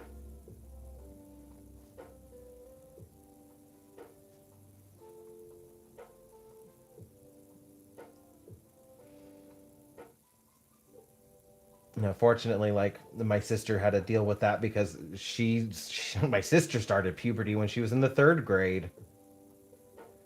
But she wasn't very tall. Like she's 5'4", 5'3", around there. So she's kind of short, which is really funny because Annabelle is so young, but she's taller than my sister.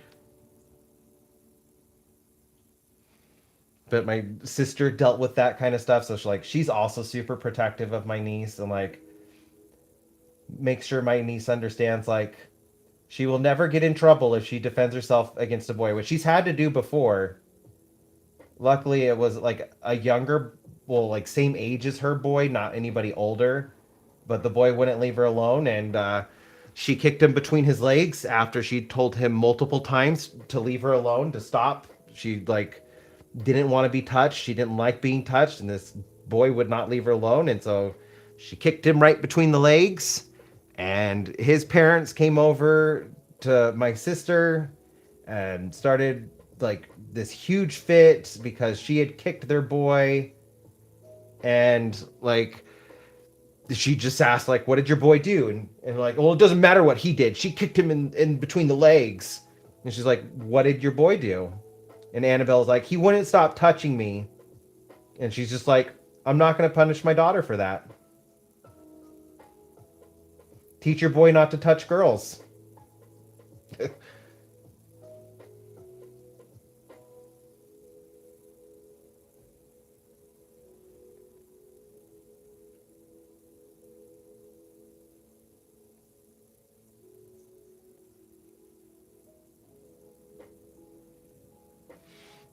Yeah, we do the same thing with Annabelle. Like, just making sure she understands, like, you're not going to get in trouble for standing up for yourself, but you just make sure, like, you can get to somebody that you're not in a situation where you're just going to be stuck, but you're not going to be in trouble for defending yourself. If a boy won't leave you alone and he keeps touching you and you have to defend yourself, you're not going to get in trouble for that.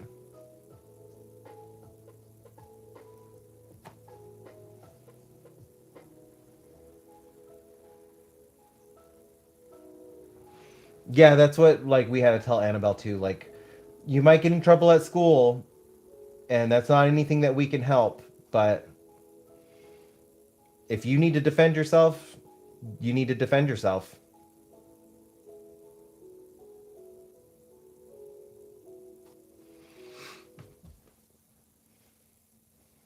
But I do remember like that boy's parents are like so pissed off at my sister because they were neighbors too. And my sister would always just smile at them and wave.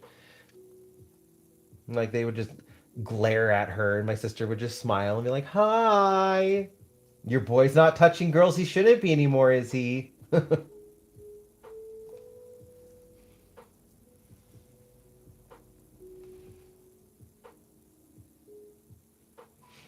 My sister definitely got the petty gene as well. We can both be pretty petty.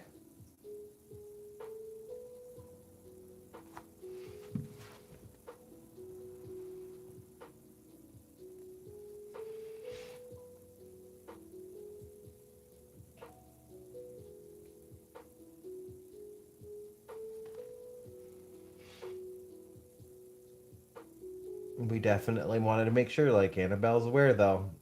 We don't, like, I think the thing was, like, what my sister struggled with when she would get picked on and messed with, she saw me getting in trouble all the time, so she worried, like, if she ever retaliated or defended herself against somebody, that she thought she was going to get in trouble for it as well. So, like, she wouldn't.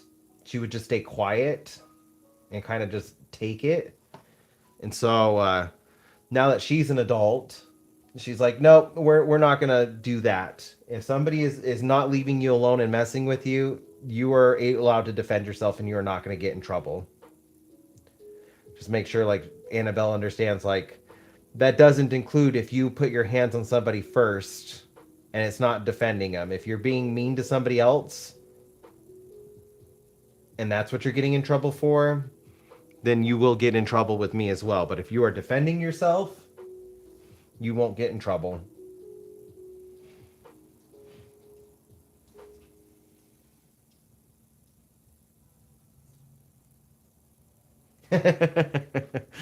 I give him the thumbs up.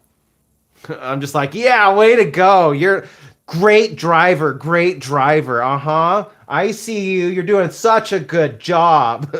My husband gets so mad at me. He's just like, don't say anything to them. I'm like, they can't hear me. He's like, no, but you're making gestures. I'm like, it's a thumbs up. If I'm really mad, then I give him a thumbs down.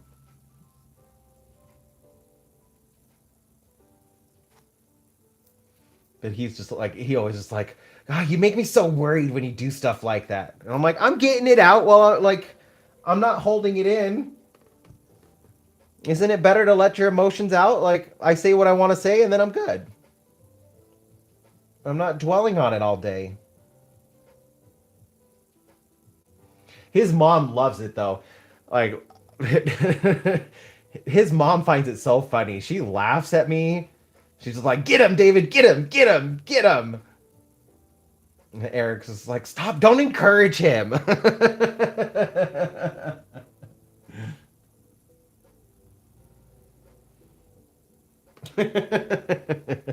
I okay, so living in Las Vegas, I saw this quite a bit. But people would have like the marquee signs, the scrolling ones, and they had like pre-programmed like sayings in them, and they would have like they would like cut you off and like you'd see like the marquee scrolling with something and like they would say it to people. I always thought those were super funny and I kind of wanted to get one as well, but I never felt brave enough to like cut people off on the road. I'd been in way too many car accidents for that. But I saw that a lot and it made me like kind of want one.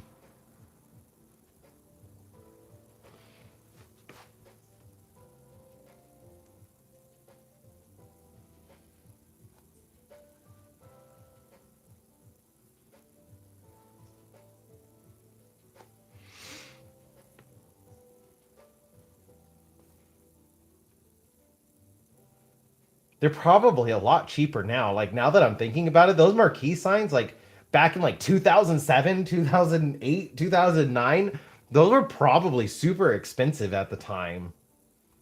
I could probably get like those little marquee signs off of Temu for like $5 now.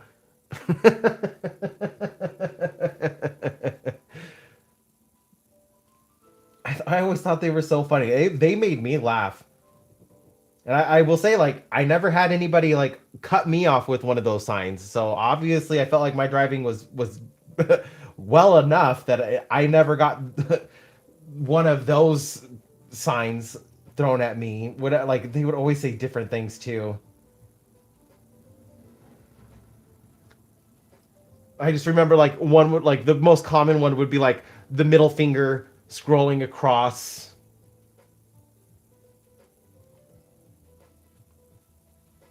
They made me laugh. Like I wanted one of those too. I always thought like that would be awesome. The most I ever done like when I wasn't a teenager. I was in my 20s. The most I would do though, because I would get so pissed at some of these people. Vegas's drivers are horrible. But what I would do is I got one of the big family packs of M&Ms, and because Vegas got so hot, I would keep the bag of M&Ms in my car, and they weren't for eating. Like I mean, I still ate them, but like they weren't for eating. It was if people were being jerks on the road, and like I if I'm just gonna say it, like it's been so many years. Like statute of limitations is definitely passed on this. I would take handfuls of M and M's, hot, melty M and M's, and I would throw them at cars. And because it was so hot, it like the inside of your car would get up to like 200 degrees. So like the candy coating on the M&M would almost be at the melting point itself. And I would just grab a handful of them and I just chuck them at a car, and they'd be like little chocolate bombs all over their car. I did that up until I got followed by one person, and then I stopped that because after getting followed, I was like, that was kind of scary. Let's not do that again. But yeah, I like there were so many times, so many almost accidents because of people being stupid, and it would just piss me off, and so I would throw handfuls of M&Ms at them.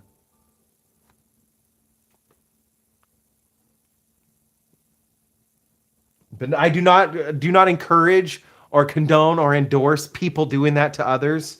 Like, this is not me advocating for you to throw handfuls of M&Ms at other people while driving. That is very unsafe. Do not do that. Learn from my lesson. I got followed. It was scary. Do not do that.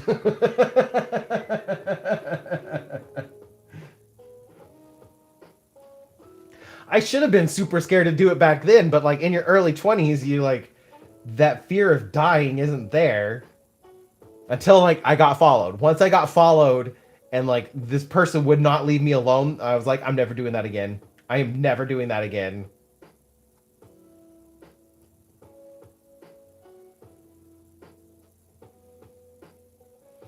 Like I had to go like clear like I don't even remember where I was headed. I just remember that situation.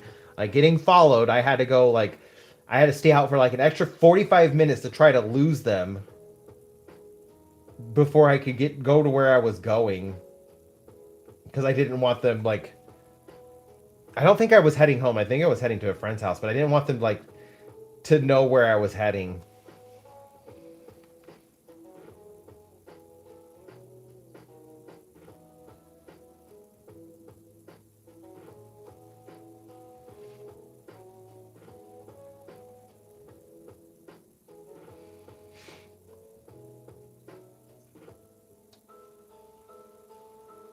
The things I used to do when I was younger.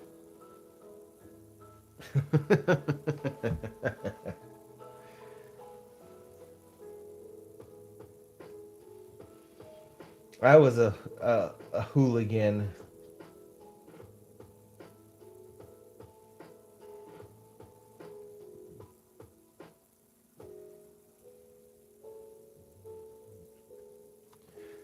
But like I had already been in a couple car accidents at that point, and I was just getting sick of it because like none of the car accidents were my fault either. None of them. It was the other person's fault, and so like seeing these drivers all doing the same thing and being stupid on the roads just really pissed me off because I didn't want to be in any more car accidents.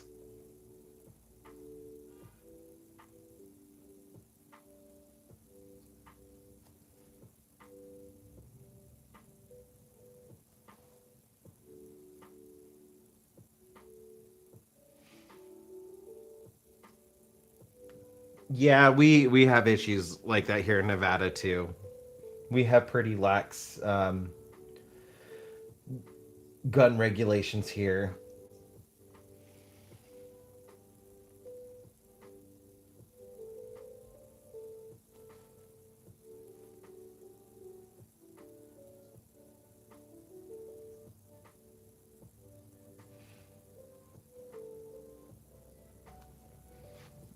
So that's definitely like a concern now. But in my early 20s, that never crossed my mind.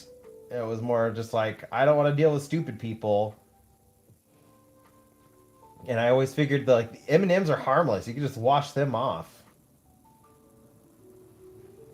but it's gonna like leave an impression. That was my train of thought at the time. It's gonna leave an impression, and maybe they'll stop being stupid.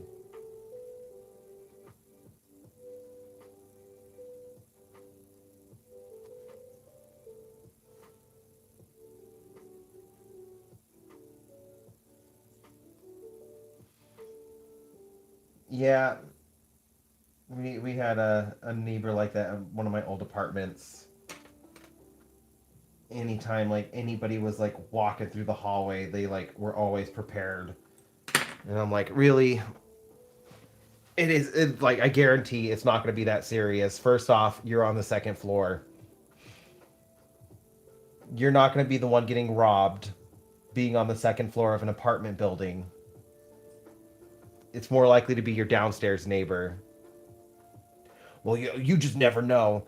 You don't even have anything of value in your apartment. Like he was a definitely on stuff. I don't know for certain what, but he was definitely on stuff. Very paranoid. It's just like, well, you just never know, and I'm just like, I can't believe you have this legally too, because like I definitely don't think you should have this, but I don't get a say in that. So here you are with this, and I feel like I am in more danger with you having this than anybody else. And he just like didn't matter. Like I tried telling him so many times. I'm like, you're on the second floor. People aren't gonna come up the stairs to rob you when your downstairs neighbor literally has a patio door that opens up into the parking lot. If anybody's going to get robbed, it's gonna be your downstairs neighbor. Oh no, you just never know. Like you don't even have anything of value.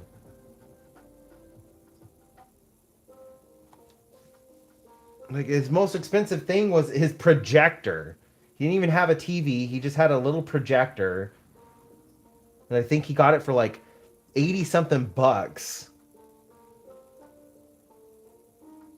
He barely had anything in his apartment, but like, yeah, just remember that. And I was just like, when he finally moved away, I was so happy.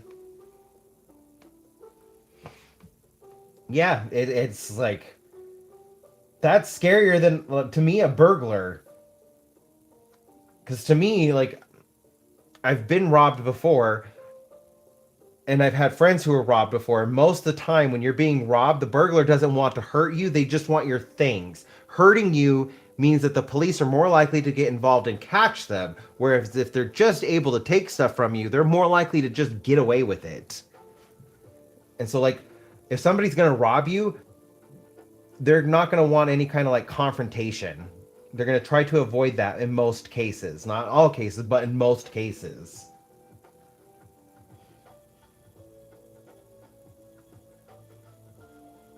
And my neighbor, though, like, is he gonna get super paranoid with me just walking my dogs?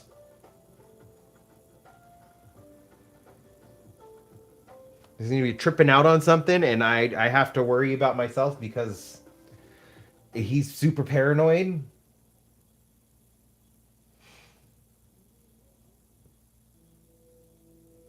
And when he finally moved out, though, I was so happy. The next neighbor that moved in, I remember him too. He was also out there, but he wasn't as crazy. He was more like hippie out there, very much so, like free love, and like I love everybody. I'm always down for anything. If you and your husband, I'm like, I'm good. I'm good. Thank you. You don't need to explain further. Well, just know, like, I love everybody. Okay. That's good for you.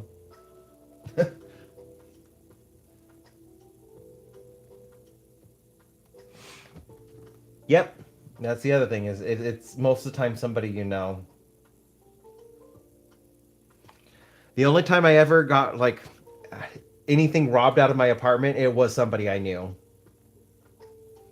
They stole a couple things in my laptop.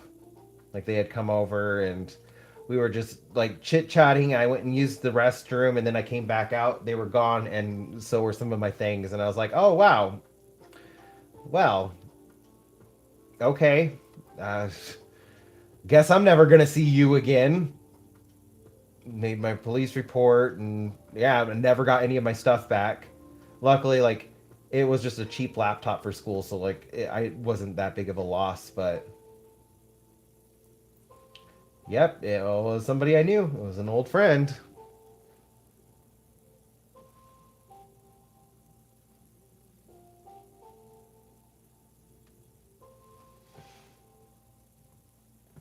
That's really messed up. But I am glad they didn't hurt you. Like at the end of the day, I would rather have stuff robbed from me than get hurt.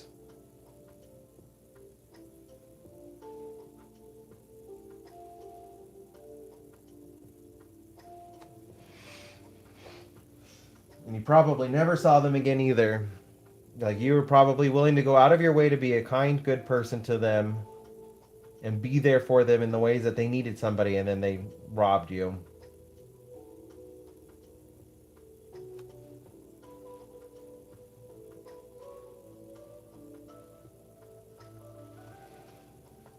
I do kind of struggle with that though. I have a really big heart and I want to help everybody. My husband has to like put his foot down. He's just like, "No, you cannot help everybody." And he'll that's one of the things always bring up. It was like, "Remember what happened when you tried helping an old friend? How did they repay you? They stole your laptop. You can't help everybody." Hello, Rory.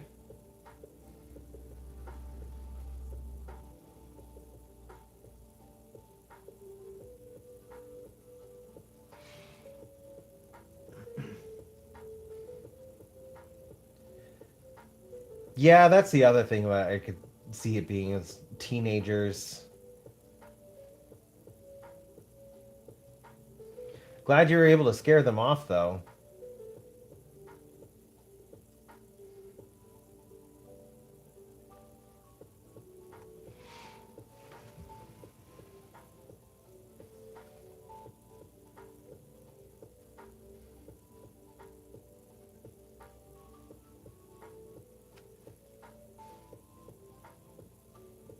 Thank you. I'm finally working on the highlights, which means like the tree's gonna be done soon.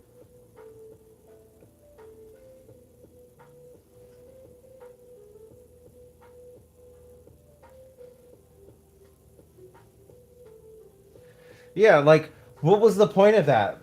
Like you were being nice to him, you were taking him to places, you're putting yourself out for him, and then he robbed you. Like was that worth it? You lost probably a really good friend there. The same thing like with the guy who robbed me. Like I was going out of my way to help him with stuff. Like I had met him in college. He was struggling in classes. I had already graduated, and I was just like I was trying to help him out because I had been through the classes. I was taking him to and from school, and we like kind of got on different schedules for a little while, and then he had come over like a couple months after that, and like I went into the kitchen, I started making him food as we were talking and everything, and then I went to the restroom, and then when I came out, like, yep, my laptop was gone, and I don't remember what else he stole. The laptop was the big thing. He was gone. And I was just like, okay, well, I guess I'm never going to see you again. I hope it was worth it.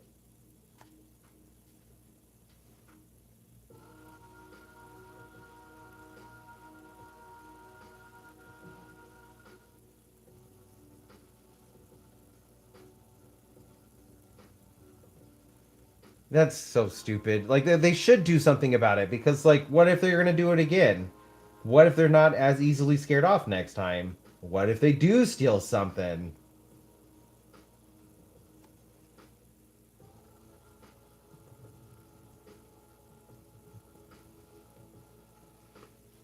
I have to be careful saying that word stupid.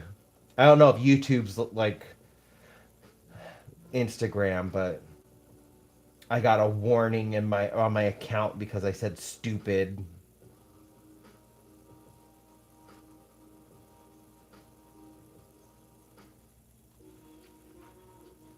Apparently that's a no-no word.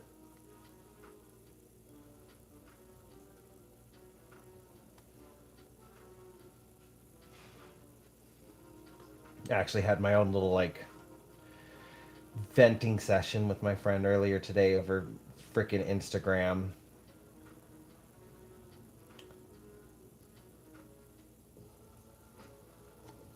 Somebody left a derogatory comment on my stuff, called me a R-worded gay slur, and I reported the comment, but like they used an O in the slur, and so or not an O, a zero or whatever. But I tried reporting the comment, and my response, the response I got from Instagram, this doesn't go against our community standards, and so we didn't remove the comment, but you can block them. But I said stupid, and I got a warning on my account, and I'm just like, are you freaking serious? So Yeah, not been very happy with Meta and Instagram all day today over that because like really that's gonna stay up, but me saying like don't be stupid, that's gonna get my account flagged and a warning on it. Okay, yeah, that really like soured my mood this morning.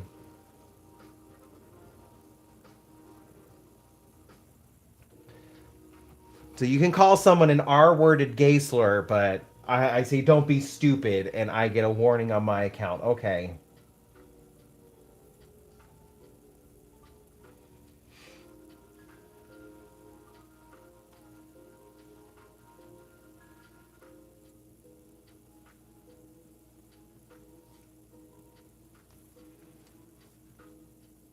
Yeah, it's getting worse.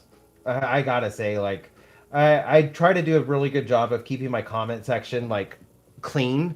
Like I have no qualms deleting and blocking people.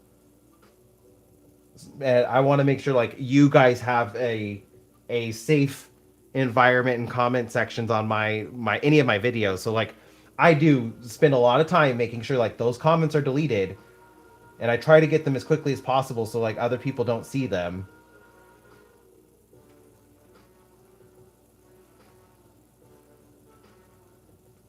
But I do expect like things like that to work with the social media platforms themselves sometimes. Like, why are these words not getting flagged?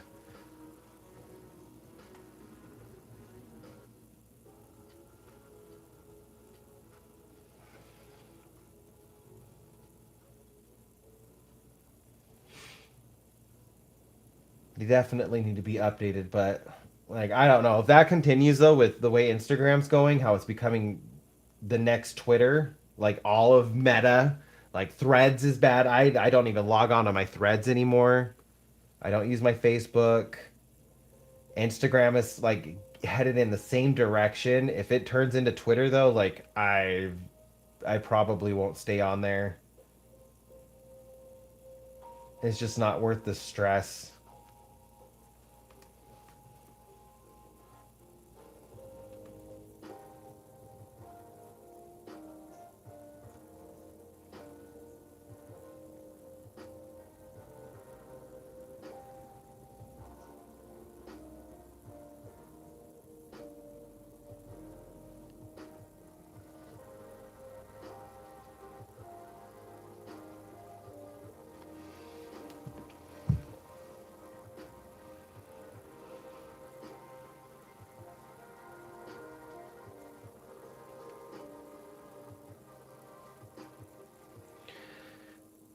I I can't tell if on camera it looks like the tree is starting to disappear or not. Like in person, I still feel like the contrast is pretty good. But I'm looking at it on screen and it feels like part of the top of the tree is now starting to disappear.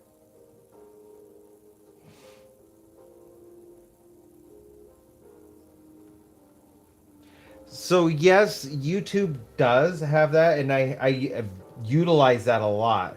Um, where I hide comments. The comment only lasts for like 60 days when you do that, and then YouTube itself will auto delete the comment. Same thing like if I have filter words, which I try not to use filter words because I there's sometimes like I want to be able to have conversation with people that may like not necessarily be derogatory conversation, but lets them still be open and vulnerable. So I don't want to limit words. But YouTube has its own set, so sometimes like comments will get filtered with that stuff, and it lasts for 60 days. I've also utilized muting because like there are some people who just like will find workarounds. So like I will mute specific channels, and then like I can also just delete their comments. So like I will hide person from my channel, mute, and delete their comment. So like I try to hit them with as many as I can to keep them from being able to comment back. Because in like all actuality, I don't really care about their view. I like it's what a half a penny, if that, for their view. Like whatever, it's not worth it to me. I'd rather keep my space like more safe and open for others than like give them an opening to be able to get into, like leave comments or harass anybody.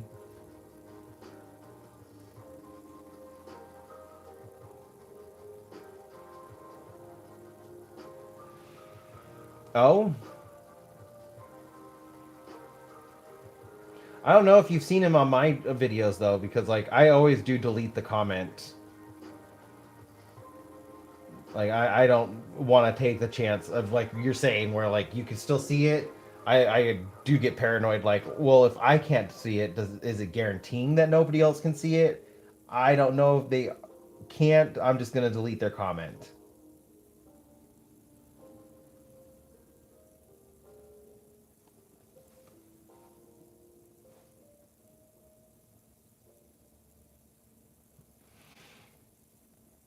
Yeah, I use very liberally on TikTok and Instagram. I actually just blocked somebody last night on my TikTok that like, and she was liking all of my stuff, and then all of a sudden like she stopped, but like I didn't really notice it. But she sent me a message last night, and she's like, "I wish you would stop with all this political stuff. I just want to enjoy your art. You know, you're making it really hard for me to enjoy your art with you talking about all this political stuff as well. Just know, like, I'm not going to remove you yet, but if you keep this up, I'm gonna have to delete you." And I was just like, I'm gonna make it easier for you, and I blocked her.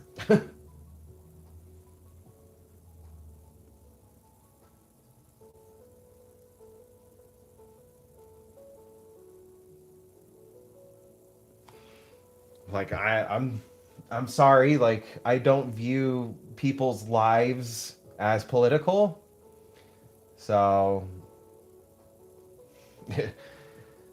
you don't have to watch me.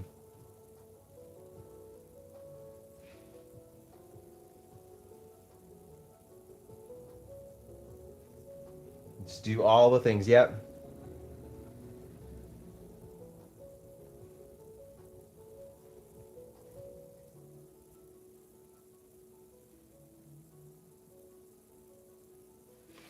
That's exactly like how I feel. It's my page. I can talk about what I want to, and what I want to talk about is really like how to make the world a better place for all people, not just some people. So, like, I feel that is a better world in the long run by making it a safe place for all people. And if people aren't safe, I'm gonna speak out against it. You know, like I've gotten lots of comments like that over the years. Like people are like, "Well, you're a man. Why do you care?" Because I've been in that situation already. But first off, like I shouldn't have to be in that situation just to care about other people not getting hurt or discriminated against. Like really, the question should be like, why do you not care if other people are being hurt?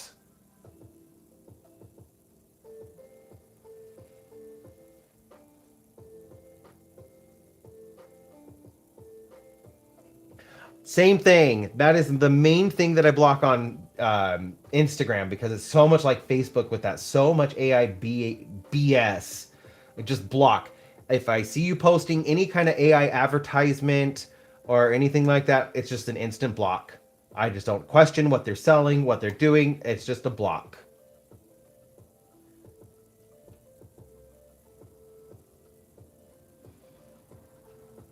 And I feel like Instagram doesn't even know what to show me in its advertisements now, because like I literally just I have probably blocked thousands of businesses.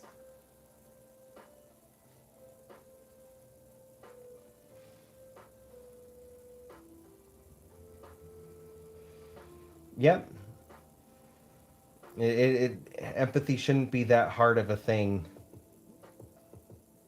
It's literally just, do you want to be treated like that? No. Then we shouldn't treat anybody like that.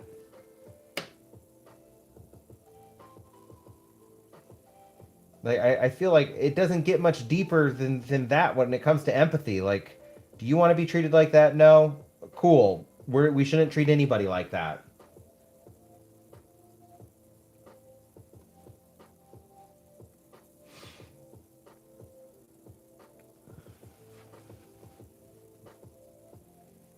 But I can't believe how many times I have gotten that comment from people like, "You're a man. Why do you care?"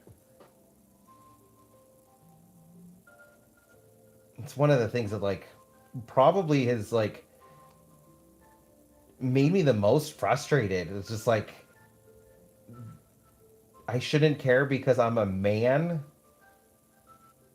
I feel like men need to care more than anybody because we definitely have have an issue with bad men in this world.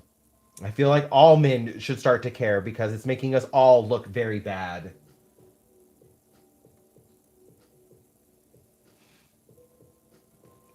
I have YouTube Premium. I've had it since like 2017, so like I don't see those ads anymore. But I would definitely be doing the same thing.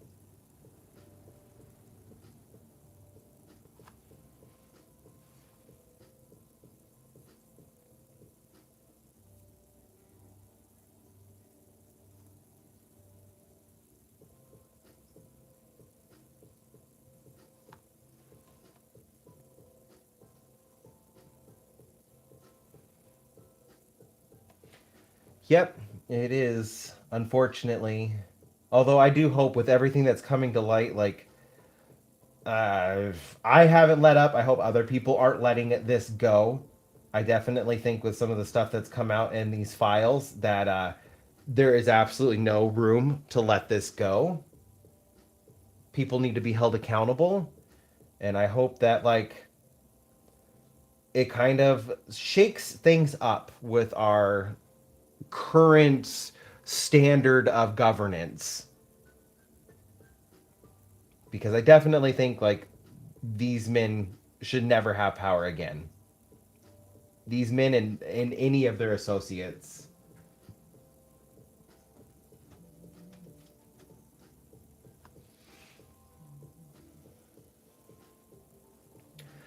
I'm just like warning you guys now though, if you haven't read those files, you please be prepared. Like I was not when I started combing through some of the stuff and seeing what other people are finding, and it's intense. It has already made me break down crying a couple of times with some of the things that I have read. So just like be prepared. I think people definitely should be aware of what are in these files because we need to know what we're up against. Like there's definitely something to be said about the old saying to like know your enemy, know what you're up against, but I it was way worse than I ever expected. And there's still a lot more that we're not being told that's worse. Like the DOJ came out and said that all of the graphic gory stuff, anything regarding like that kind of stuff, the really graphic stuff, those pictures, the direct the unalivings that they have proof of, all that stuff still hasn't been released. But the stuff that they have released is just horrifying. I I don't even know what to say about it. I've just been so speechless.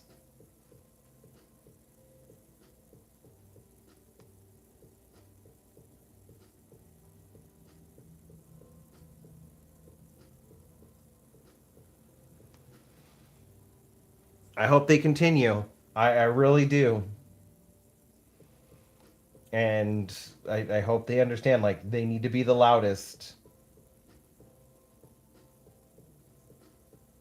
Because for some of us that have been standing up against this since 2016, actually, I mean, I was before then, people's short-term memories, including my own. Like, I was out in the protests against Obama when his nickname was Deporter in Chief because I didn't like what he was doing. But unlike our current administration, he actually stopped. He listened. That's also something like people seem to forget. Like Obama's nickname was Deporter in Chief, and that wasn't from Republicans. That was from Democrats.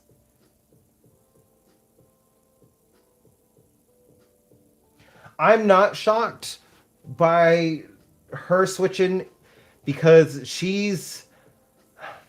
I can't diagnose her, but just based off of my personal experiences, she's very narcissistic. She's gonna look out for herself, and she's not dumb. Like, she's a very intelligent person, but she's very narcissistic. She sees the ship is sinking. So of course she's going to jump ship to save herself. Because if she were to stay on it, anybody who was MAGA within politics is going to have a very hard time of being able to stay elected or get elected or be in positions of power again in the future. And she jumped ship because she saw what's coming. She's not dumb. I kind of had a feeling she was going to be one of the first to jump ship.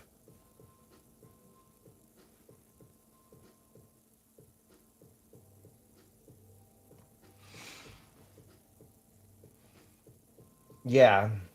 The other thing that I really like, I'm gonna keep pushing for from my congressperson is Stephen Miller, um, Laura Loomer, Christy Nome, all of these people in his cabinet, they need to be charged with elder abuse. I am not excusing any of the president's actions, but they are manipulating a vulnerable person for personal gain. I worked in healthcare. I can recognize what they are doing is elder abuse. They need to be charged with elder abuse. At the very least, they need to be charged with elder abuse because they are manipulating this man for their own personal gain. And it's very evident whenever like anything big news media like makes waves like with Alex Preddy, Stephen Miller was showing him AI videos and he was believing them. Well, like with Renee Good, that was another one. He was like, "Did you see the videos? I'm survived. The cop survived." Well, the videos he saw were AI. They weren't real. I saw those AI videos making the rounds online. Like, yeah, of course, if that was real, like he wouldn't have been able to the cop wouldn't have been able to survive. But that was all AI. Those are fake videos. And Stephen Miller is taking advantage of that to manipulate the situation for his own personal gain. And nothing is going to convince me otherwise because of the things that he has said in reference to current events. Somebody is feeding him AI videos.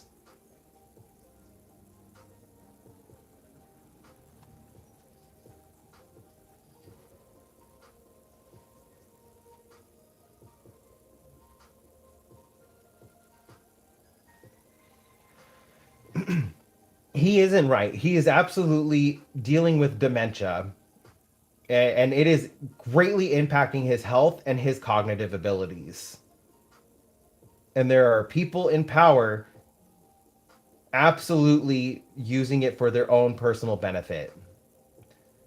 If I were to see this stuff like being in healthcare, I was a mandatory reporter. If I saw something, I had to report it. If I didn't report it, I could be held accountable for enabling, or as an accomplice. If I just let stuff go, I had to report it. So like, I had to become very familiar with recognizing these kinds of things because even if I didn't recognize it and I didn't report it because I didn't recognize it, I could still get personally held accountable for things. And so like I'm absolutely recognizing this. If this was at a nursing home, I absolutely would be going to the my like superior higher up state officials to try to get them involved for elder abuse because this is manipulation.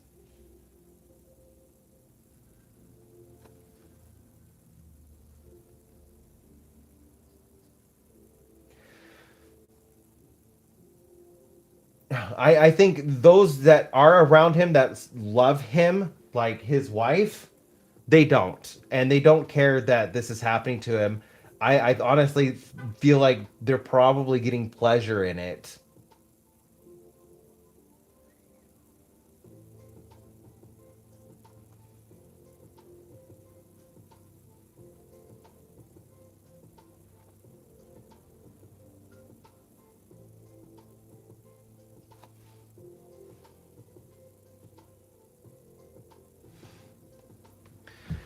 Um, so one is his ramblings. If you've watched over the years, they've definitely become more chaotic. He loses track of his thoughts in ways that are very distinct by somebody who is suffering from dementia. As well as like the biggest one is like just to compare to Biden for age, like just the sake of them both being elderly. Biden wasn't getting CAT scans and like MRIs nearly as much as the current president. There's a reason he's getting so many, and it's because they're monitoring brain function. They're monitoring growth of dementia because it's creating holes in his brain, and so that's something that they have to physically monitor, as well as all of the bruising and stuff that's been on his wrist. Those are injection sites. They're always in the same spots. I don't care what they're saying it is. Oh, it's from handshaking, from it's from just too many handshakes. No, it wouldn't be in the exact same spot over and over and over and over, right where his vein is at. That's an injection site. They are injecting medications to try to slow and control the growth of dementia in his brain. He's also sundowning a lot more, as well as like just like if you're reading into the files, it's been explained in the files apparently why he's incontinent, but his incontinence is another one.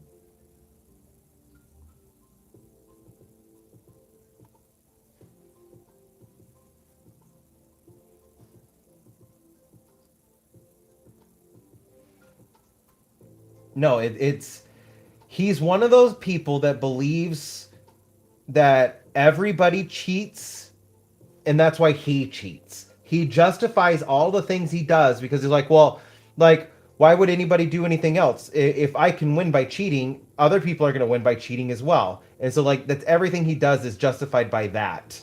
Like, well, if I'm thinking it, I know other people are thinking it and doing it. And so, like, that's definitely burned a lot of bridges of people that should be really close to him. And it's really evident, like, with how little his family is involved with him, like directly. Like, I mean, they are still all involved with each other, but like, they definitely spend more time away from him than with him.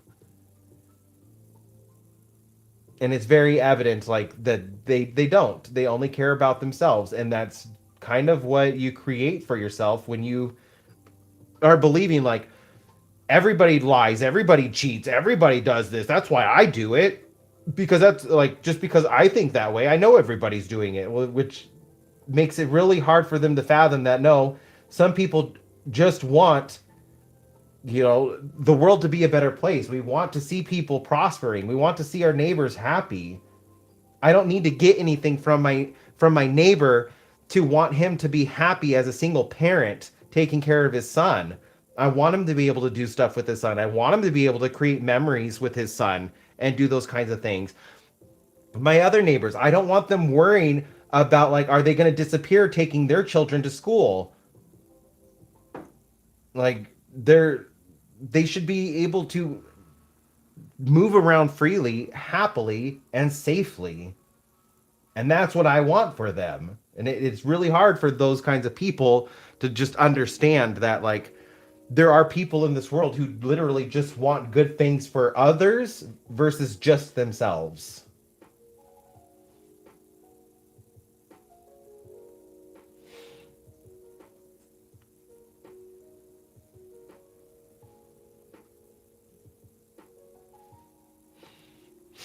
No, and I guarantee it's because he's become so much worse as he's aged. He's become a lot worse.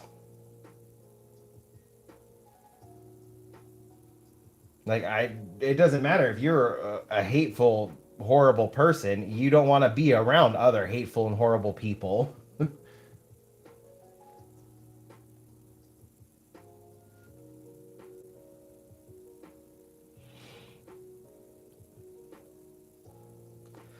But I am definitely going to keep calling my congressman Catherine Cortez Masto, or Catherine Mas.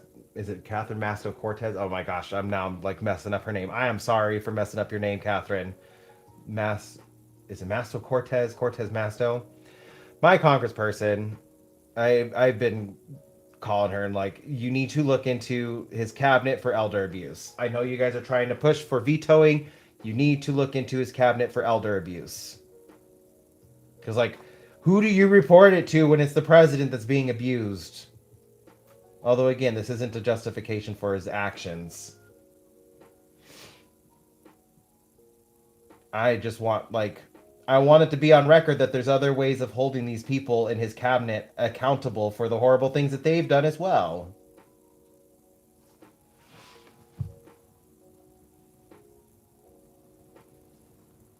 Been encouraging anybody and everybody. If you call your congressperson, if you email your congressperson, and you see anybody in his like cabinet doing illegal stuff, bring it to the attention and you like of your congressperson in an email. Just get it on record that like the American people are noticing this illegal stuff happening as well.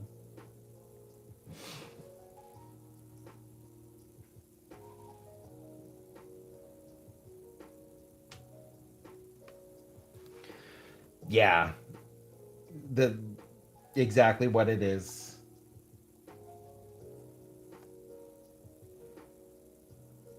I just realized what time it is. Boy, you guys got me talking while I am painting and I am losing track of time. I am going to have to sign off in about 10 minutes. It is almost 4 p.m. for me, and I have I got stuff I need to get done. That's why I started a little bit earlier today because I had to be off by 4.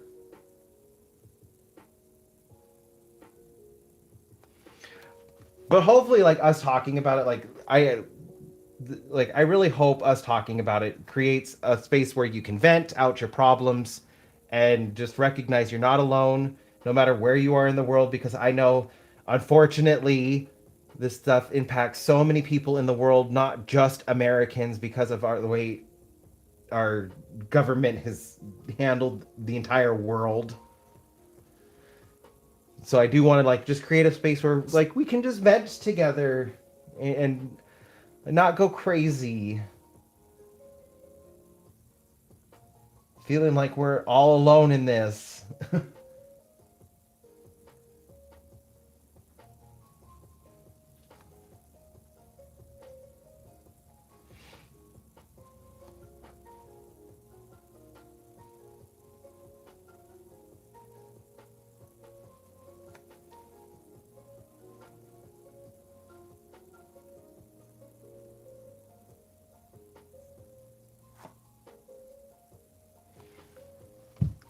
Well, I didn't get as many of the leaves done as I was thinking I would, but that's just kind of the way it goes sometimes. I am happy with the way it's looking now, though.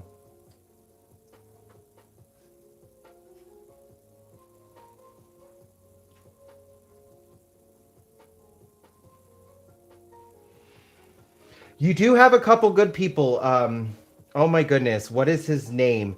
One there's and another influencer I follow. He actually just spoke in Oklahoma. It's his home state as well. There's actually a really big community like coming forward in Oklahoma.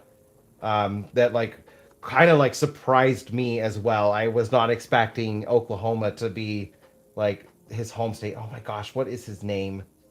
I'm on follow you on Instagram. I will send you a message with him just so like he's starting to hold rallies himself. Like I don't know if he's going to get into politics or not, but he is definitely trying to like help build the community to get people together because he wants the community to be together to stand against this as one.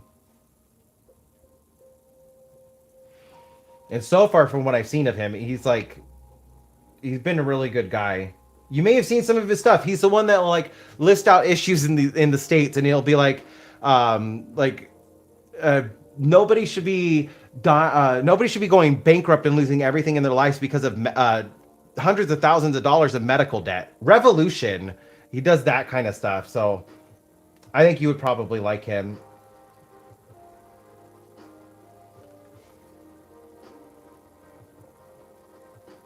I have heard good things about Oklahoma City. Like if I were to ever go to Oklahoma, I was told that's where you need to go. You don't go anywhere else in the state, just Oklahoma City.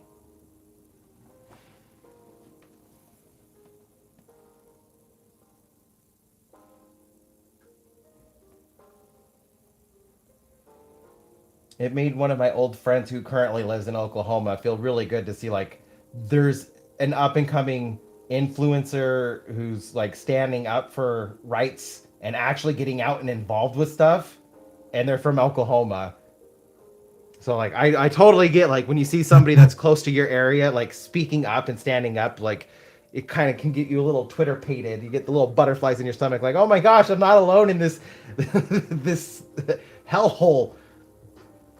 Eric felt that way in like Winnemucca, which is little podunk town in, I shouldn't say podunk. It's a little town in Nevada, and has been very like not very friendly. And they just got their first Pride last year, so like that really hit home for him. He's like, "Oh my gosh, that's not something I ever would have expected in Winnemucca."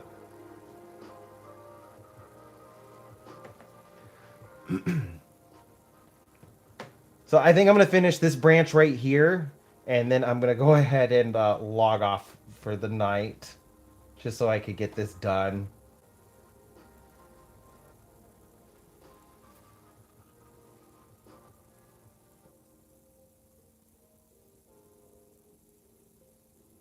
Gotta make sure I'm not late. Gotta take care of Eric. Gotta get him picked up from work, and got our stuff to do for the evening. And then I also need to get dinner made. You do the same thing. I hope you have a wonderful night. I'll get that sent over to you as soon as I can. As soon as I remember his like screen name.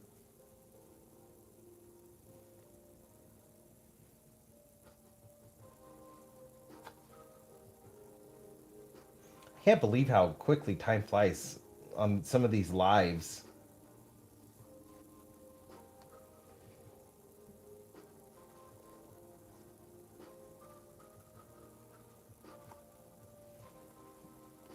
Cause yeah, it's already been it's almost been 3 hours already.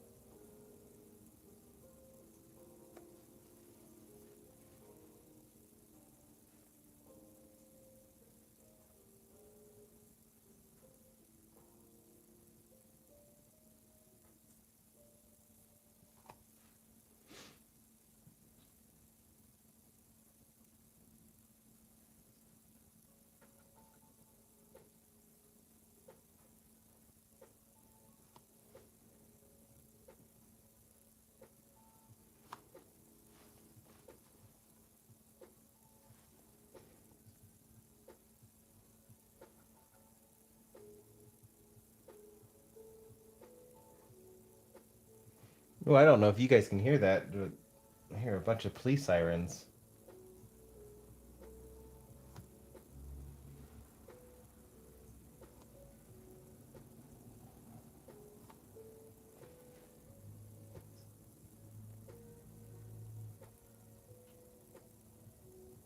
And now I hear a fire truck siren.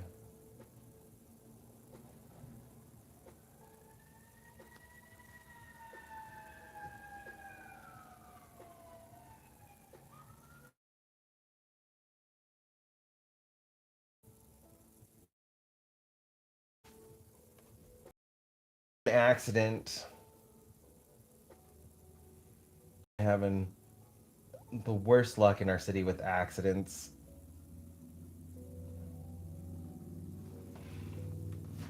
Driving in Reno is definitely like starting to feel more and more like Las Vegas.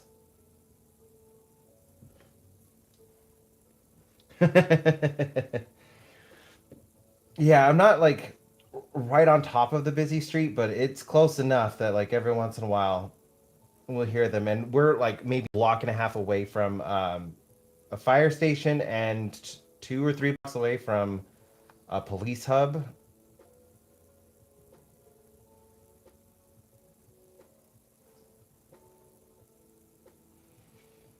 I always try to listen like, do I also hear an ambulance or a fire truck with the cops? Because if I hear the fire truck or an ambulance with the cops, then it's typically an accident.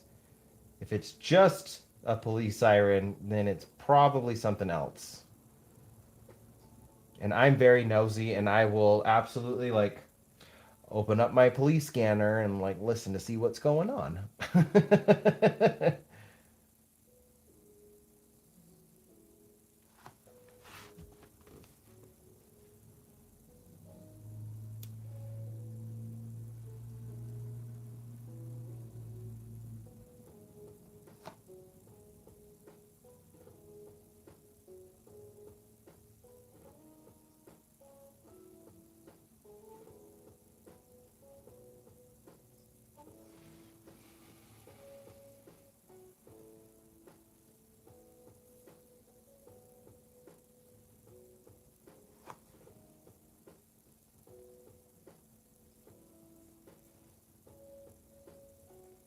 Okay, I think this is going to be the last leaf I add for this session.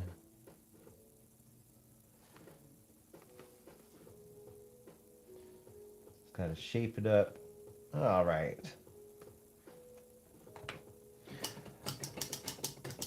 So once I get all of these in, I'm going to start focusing on the last little bit of highlighting. So there's not much, but it's there in the background. I have like a really bright lemon yellow. So I'm probably going to do the rest of the tree with this shade. I'm going to brighten it up. So it's a mix between this, which is cadmium yellow, deep hue, and green gold for Winsor and Newton. Where did I put them? So these are the blend I'm currently using is between these two, green gold and cadmium yellow deep hue. What I'm going to do next after I finish these leaves is I'm going to do a blend where I'm going to also add in like make it half lemon yellow and half of the blend of these two. And then the final bright color I'm going to add on is just going to be lemon yellow because it's a really bright yellow. And I'm going to try to keep that one more to the tops and in the background just to kind of like force the light perspective for where it's at.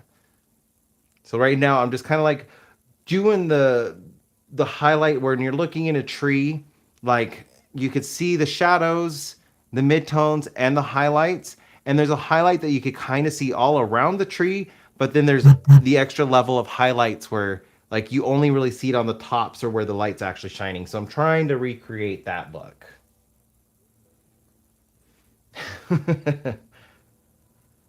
It makes sense in my head when I'm out looking at trees. So I'm just trying to do my best to recreate that. And I think it's starting to come along. Like I could definitely like see the little bits of shadows that I'm liking those. So like there's going to be a little darker pocket right here, a darker pocket right here, a little bit of a darker pocket right here. And then it's going to be brighter in these areas, and then it's going to be really bright on the tops around these areas. Yep. So, all right. Well, whoever's here, I'm going to bring out what I'm going to work on later on tonight. So you can kind of see that because this is almost done and I'm really excited about it.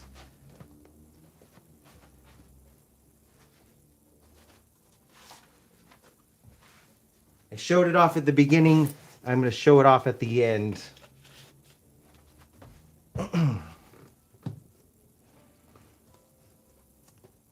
So this is where I'm at with my sketchbook cover.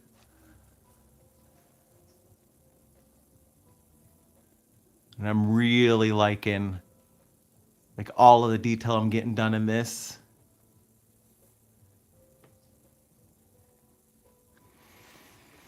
Got a little bit more to add, but my what I'm really happy with was the shadowing. I was having some issues with parts of the vegetation not like feeling as close to the viewer as they should be. And so I did a light wash of some shadows and it just really made everything pop last night. I'm really happy with that.